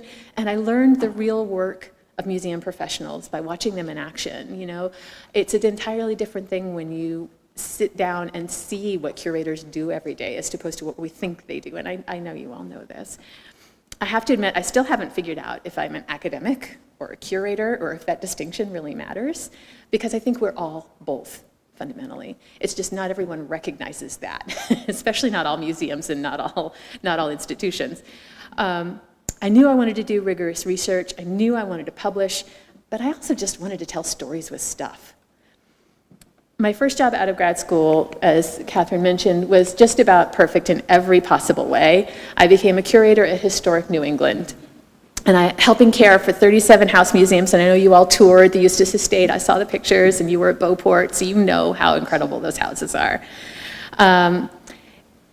So it included the home of Henry Davis Sleeper that you toured, the man that helped H.F. DuPont create Chestertown, and the earliest rooms here at Winterthur. So it was almost like homecoming in a way. And sure enough, I had to eat my words at graduation. I was using what I learned here every day. And working there made me a better public historian. I began to think about stories and audience and how what we collect should reflect the wider world much better than most museum collections actually do. It took me a ridiculously long time to realize how to read an audience, figure out what kinds of things people actually wanted to learn and to see, and how they wanted to do both of those things. But luckily, everyone was kind and patient as I learned. Research opportunities were more limited, and the venues for it changed over the years I was there. But I got to do amazing projects, like work on this pair of Hawaiian language samplers that were discovered in a chest of drawers at the Sayward Wheeler House, to recreating different curtains at Beauport from these digitally printed versions of early 20th century Indienne to Chinese silk damask in Henry Davis Sleeper's version of the Chinese parlor. I got to add some of the first objects in the collection with intentionally collected queer stories, such as this pair of rings that were exchanged between Stephen Borkowski and his partner. His partner died the year before they could actually get legally married in Massachusetts. And when Stephen met me, he said, "I'm entrusting you with my family's history." And, you know, it doesn't get any deeper or better than that to think about, how you share stories and why we do the work we do. But also some of the first indigenous-made artists, contemporary artists added to the collection, all for the exhibition that I had up a minute ago called Mementos. But also through exhibitions like From Head to Toe, thinking about, out loud about cultural appropriation and tourism for the first time, and thinking about these indigenous-made works and how they came into the collection, and sort of helping shift how we see them and how people encounter them. And I mean, how can you not love sparkle go-go boots? And these were actually custom made. The ones up here were custom made for the man who also wore them out to Boston gay nightclubs in the 70s to go dancing, clubbing, who again trusted me with his story and his things. But then the mothership called. And I came home. And I did think about it that way, actually, for a very long time. Because when Winterthur calls, I jumped, and I have to admit that I did. The first months back here were the oddest combination of euphoria and deja vu. Wait, am I a student? What, that's over there now? No, who's here? I learned to see the collection from new eyes. I wasn't just a student, I was thinking about it in new ways. And I sat with my mentor to learn how she had navigated and crafted that collection for decades. And then I dealt with the excruciating pain of her loss and discovered that the amazing humans who had once been my teachers were now my friends and my colleagues. Not only did I have her name in my title, but I also inherited her love of teaching. And exhibition and symposium opportunities like the Needle's Eye came along and offered new ways to stretch and grow, sometimes with frightening rapidity, but also with amazing opportunity. And I'm so glad that Matt showed me this, and it's now hanging in Needlework Study so that people can continue to witness this amazing artwork. And, to be able to curate an exhibition in Linda's honor and work with my fellow colleagues to think about her legacy and her impact on this institution. So here's a lesson I learned late and am still learning that you all probably know again already. Growth is painful. It's really hard. And like any good exercise routine, stretch and it will reward you. And find others who will challenge you.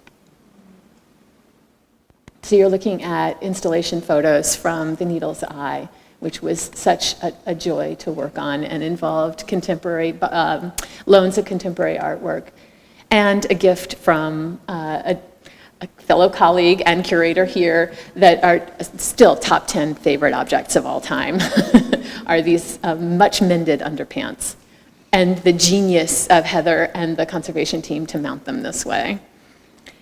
So I'm going to end this little digression with a quote from the amazing Ava DuVernay, who was just at the museum a couple of weeks ago to receive the Great Americans Award from the museum.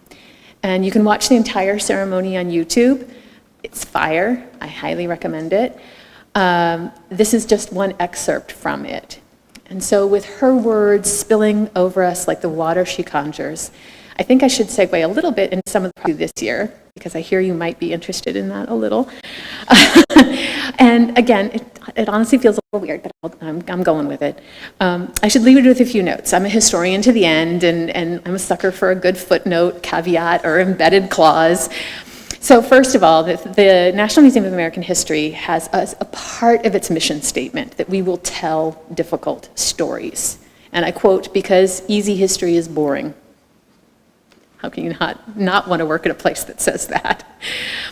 And I'm honored enough to steward, as Catherine mentioned, both the costume and textile collections. I prefer historic dress, but they say costumes, so I'm going with it.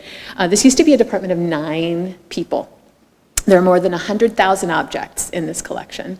From the entire patent model collection, you're looking at Eli Whitney's circa 1800 second version, because the first one burned in the patent model fire of 1873. This was the second one that he submitted around 1800. And Elias Howe's 1846 patent model that helped form the first patent pool that helped create Singer's sewing machine and led to their dominance. But also Samuel Slater's spinning mule. And I opened a drawer and found this and almost, again, fell off, and I'll use that phrase a couple of times, off the chair that I was standing on. This is Samuel Slater's indenture certificate to Jedediah Strutt, who was Richard Arkwright's partner, which is how Slater had all of this knowledge, is that he had already indentured with Strutt and knew about it. But at the other end of the spectrum, we have dresses by Stephen Burroughs. And the suit Jonathan Sheldon received after completing his apprenticeship with John Townsend's cabinet-making workshop in Rhode Island. As you'll see, having one person in both collections now allows for some interesting cross-pollination, shall we say. So just to give you an idea of some of the few things that I've been working on, the Smithsonian is producing a book to commemorate the nation's 250th anniversary, along with every other historical institution in the country. And I was honored to be asked to write 2 of the chapters. So each chapter covers a decade from 1770 to the present day. And because of me, of course, I chose textiles as my focal points in both chapters. And it just so happens that the quilt on the right is a Prussian blue stamped example from, and Matt and I were just looking at this, and we're going to have to explode this, and I'm going to have to go back and rewrite some things, allegedly homespun cotton sheets, nearly identical to the one that I was just looking at that is definitely not cotton. And it had a great story that had a very cotton focus, and so now, I'm going to have to rethink this a little bit. But also the wedding dress on the right that is currently down in conservation being mounted, which is why I have such a terrible photograph of it, but it's a beautiful India cotton mull. It was Mary Sophronia Eli's wedding dress in 1807 in Rome, New York. So talking about the role that cotton played, not just cotton culture, but also the loss and the concepts of self-fashioning and the many ways that happened through making and wearing for women in the early republic, but also the loss of indigenous land that happened during these 2 decades, and the millions of enslaved people that were forced to work it, all in the name of cotton. That starts to happen right in this era. So complicated stories. The first year of this job has also been one of continual discoveries, and I've been embracing learning the collection I have. Invite me back in 10 years and I'll tell you about some of the things that I acquired for the museum, but right now I've been focusing on learning what we've got. And you're looking at one of the, again, an interesting story that I never would have expected when I opened a drawer of watches, because you never know what you're going to find. This watch came in with the most amazing story, that The first story was, and again, it's right, this is why I used this recently with a bunch of middle schoolers who came to the museum to learn about history, and I said, let's talk about how history is made and written, and tell me what you think about the story that came with this object. So the first story is that it was taken off the body of a British soldier at the Battle of Lexington. Interesting, okay? Story number 2, buried in the accession files, is that it was given by that same soldier to the revolutionary soldier who saved his life. Not to mention, we have a watch fob from the 1830s on here. So, thinking about generational inheritance and who would have carried this and why, how do we make history? How do we write history? How do we know what stories to believe? And what can physical objects tell us? I'm not so sure I had much of an impact on those middle schoolers from Kentucky who were just thinking about the chicken fingers they could go get in the cafeteria. But I certainly want to follow up on this because no one has ever researched it. It came in 1918. It's never been researched since. So at the other end of the impact scale, so to speak, is this suit. And it's made of silk gros de tour, dyed with Brazil wood and logwood and young fustic, probable alum mordant. And it's made into a ditto suit of breeches, waistcoat, and coat. Benjamin Franklin wore it while in France to ask for assistance for the revolutionary cause in 1778. The entire history of this suit is inscribed in ink on the back of the waistcoat. It's had a hard life, and yeah, exactly. Wait till you see the next picture. It was on view for more than 20 years solid during the bicentennial, which is why you see this light damage. And then at some point before then, someone decided that it was fading too much, because as you can see, it's this sort of brown color. Someone decided, let's punch it up.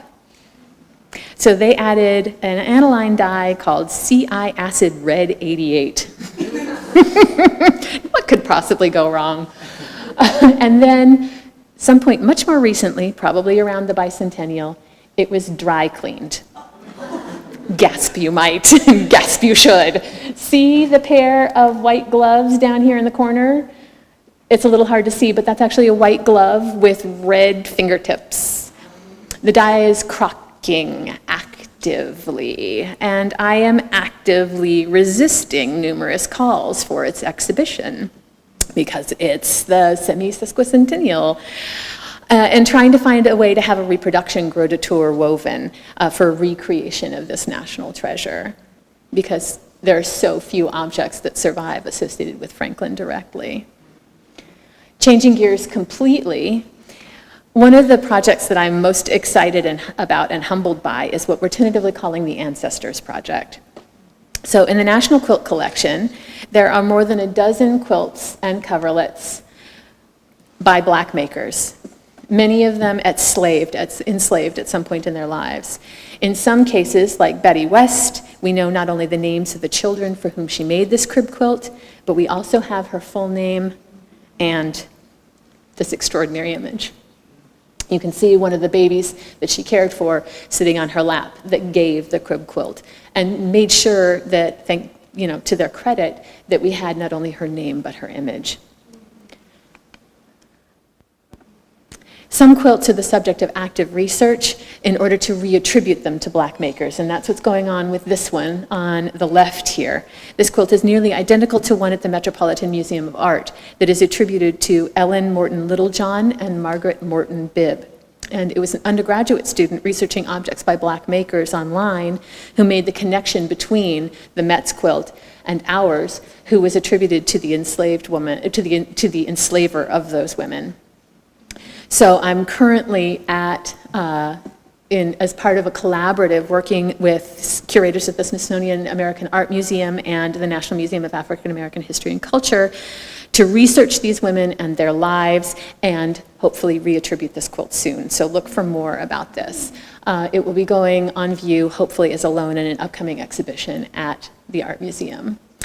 And in other cases, sometimes we only know their first names. So this quilt here, it's actually unquilted. It's technically just a top.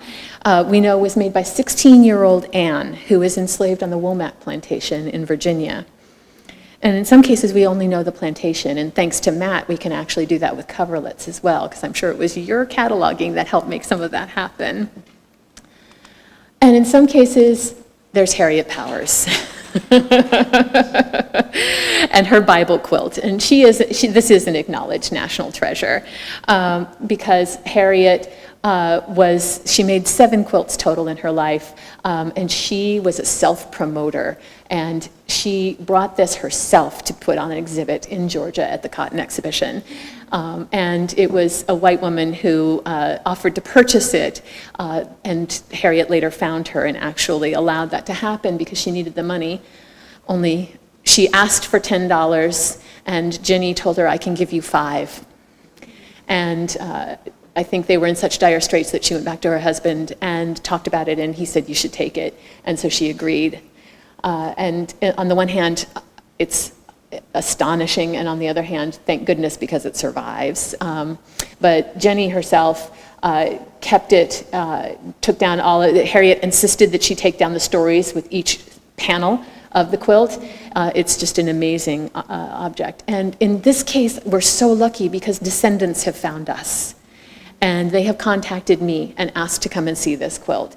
But in most cases, we have never reached out to the descendant communities who are affiliated with these objects. So what I'm going to be doing is working with, following the rubric that you see here on the screen, developed by the National Summit on Teaching Slavery at James Madison's Montpelier. We're going to seek to connect with the descendant communities of these makers and hopefully invite them to engage with us. Not just about knowing that their ancestors' object is here in the museum, but how do they feel about it? What do they want us to know about it? Do they even want it on view? How do they feel about it? Have conversations and engage them in the active interpretation of these objects.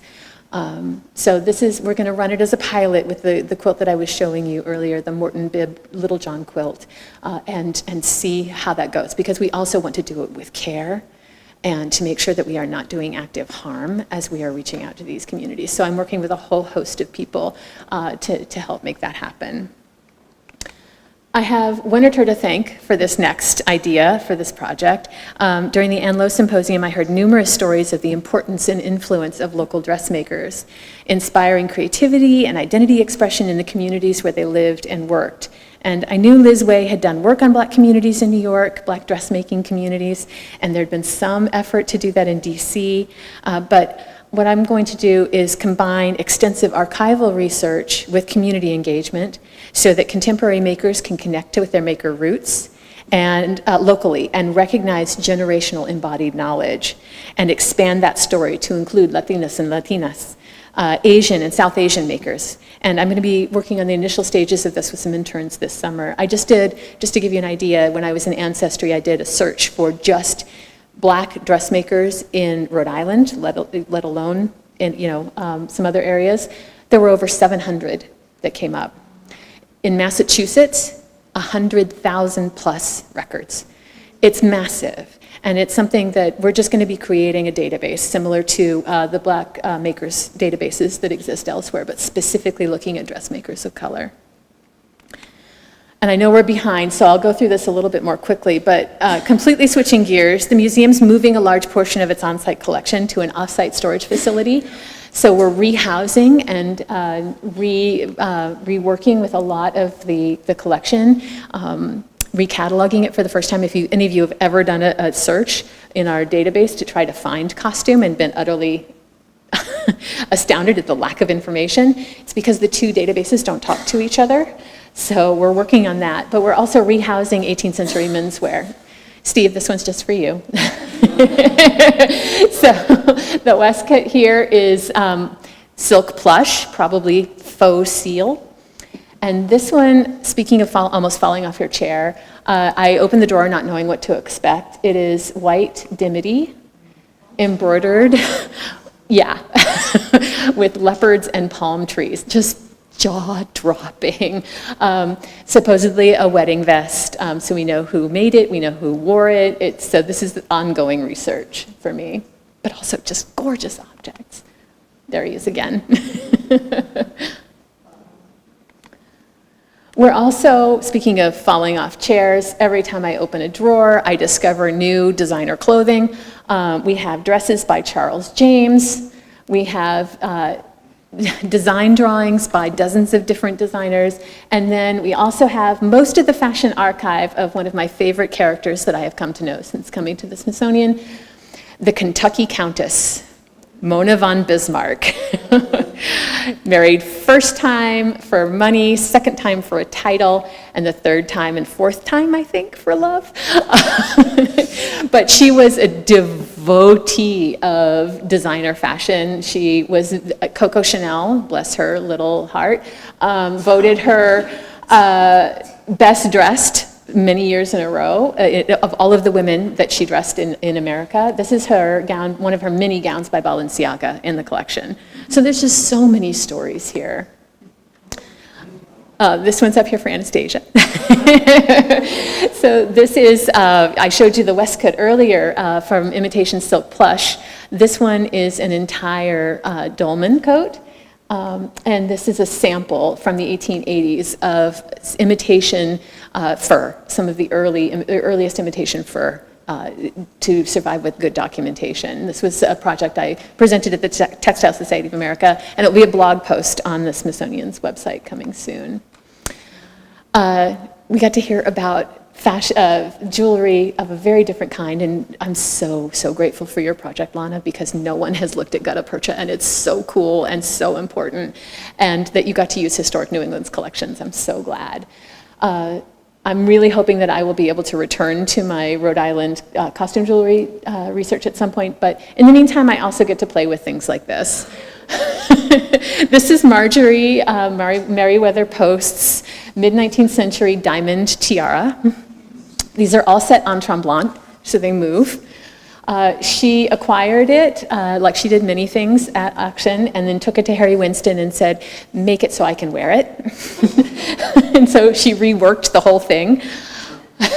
I just got this out, you can see the scale right there, for a tour fairly recently.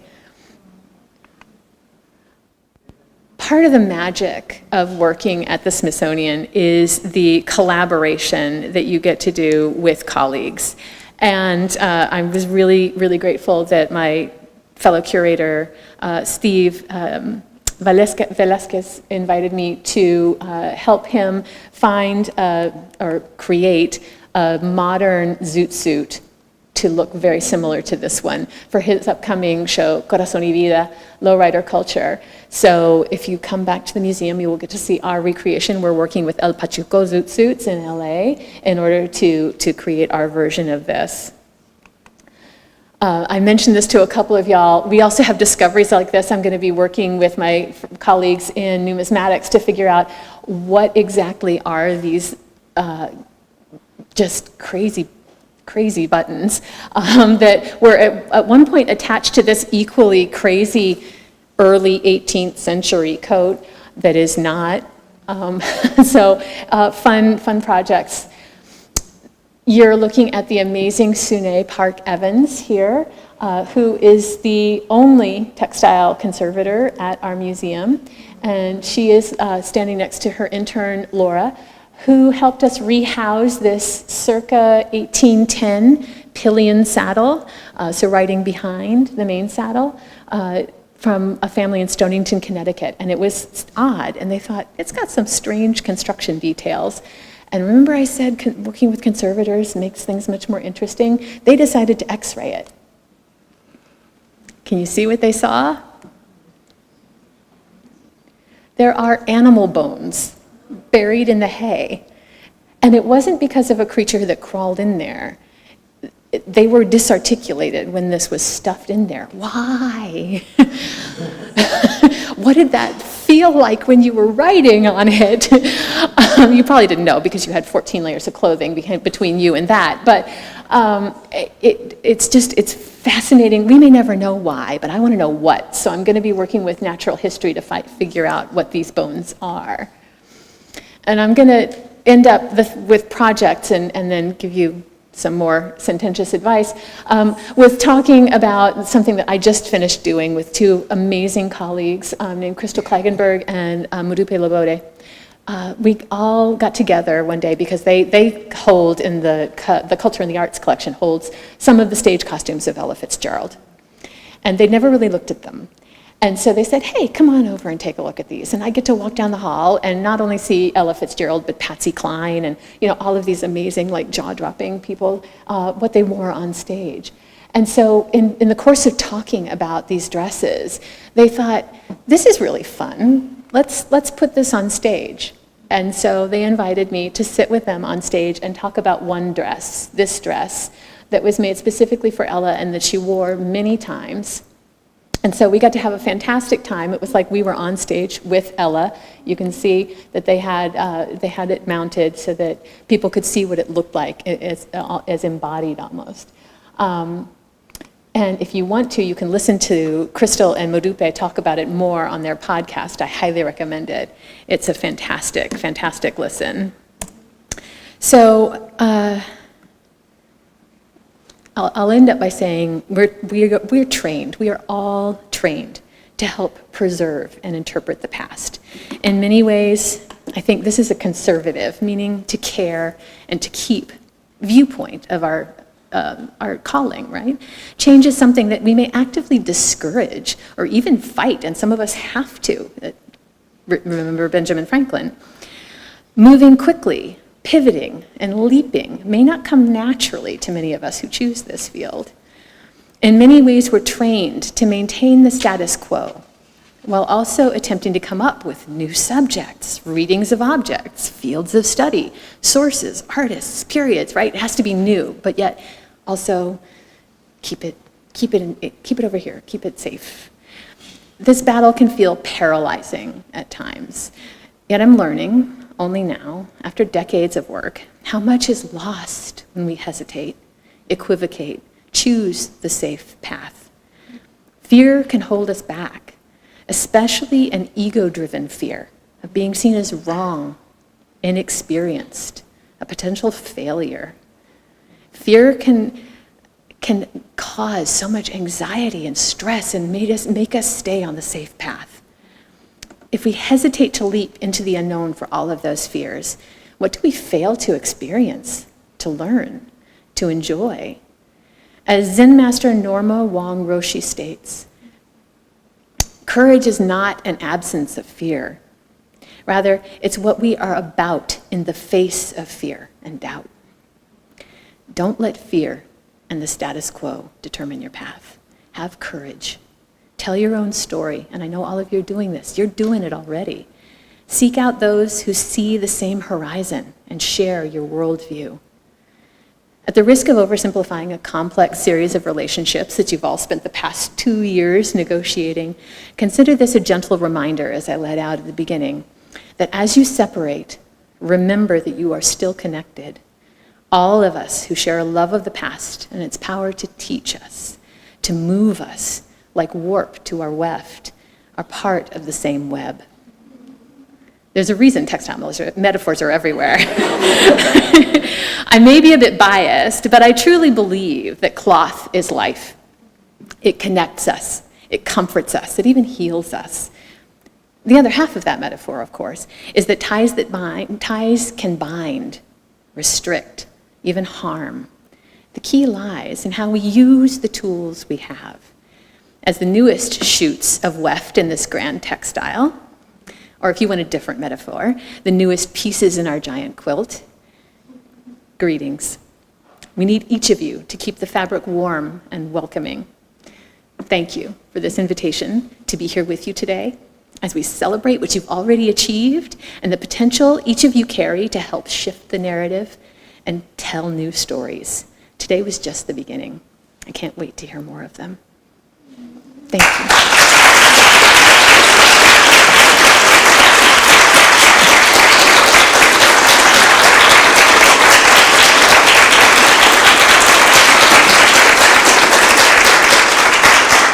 I know I was the only one standing between you and food, so. I said it. Oh, okay. So I take that on me.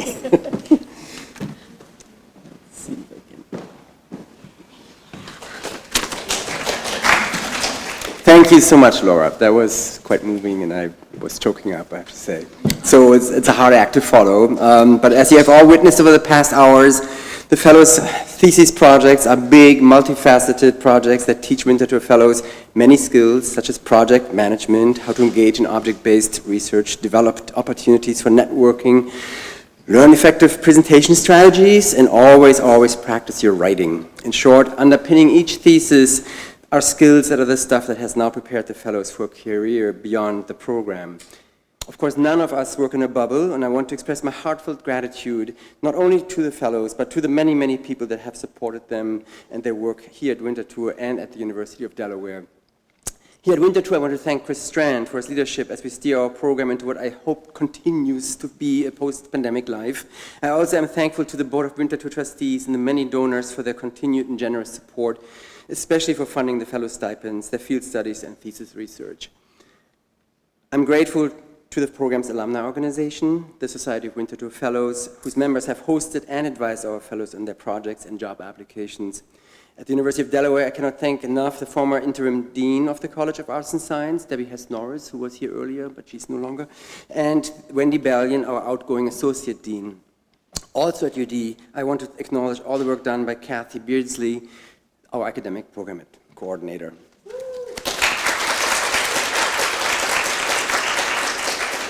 Finally, and I say this from the bottom of my heart, I want to express my profound sense of gratitude to the Winterthur's Director of Academic Programs, Dr. Catherine Dan Rober, and our Associate Director, Jackie, and our intrepid program coordinator, Chase McKay. And I'm thankful to all the Winterthur curators who taught our students, to Leslie Grigsby, Laura Johnson, Kedra Kiris, Josh Lane, Matthew Monk, Rebecca Palmer, and Ann Wagner. They're sitting somewhere out there. I can't really see, it's too dark in the background. Without you, your energy and your commitment and enthusiasm, your good cheer and can-do spirit, and above all, your deep knowledge of all things at Winterthur, this program would not be as successful as it is. And this concludes our official part of the presentation day. And with this, dear fellows, or rather dear friends, I should say now, you have fulfilled all your course requirements and completed your studies as master students of the Winterthur program. When you receive your diploma, it's not quite there yet, or it's going to be mailed to you, but when you receive your diploma, it will say in fancy round-hand lettering that you have earned the Magister Artium in American Material Culture. As a Magister, and I translate this from Latin, you're now officially a teacher of the arts. As you embark on your next journey, you have worked very hard to acquire your knowledge and new knowledge and your skills, and now you're ready to teach others and to think fresh about American decorative art and material life, how to navigate its complex and uneven histories. You'll be the ones helping other students find answers to their questions, and above all, you're the ones who will frame new questions that address objects and material practices in all their exciting and at times daunting contexts. Suffice it to say, after our 2-year journey together, I consider myself lucky to think of you as future teachers and colleagues who will soon also teach us, me, here in the program. So thank you so much. Dear fellows, if you could please come up on the stage. I saw that, Steve. It's the adjustment of the tie. Please stand up here together to be recognized for having completed your coursework and everything else that comes with this degree. Thank you so much. And here it is, the graduating class of 2025.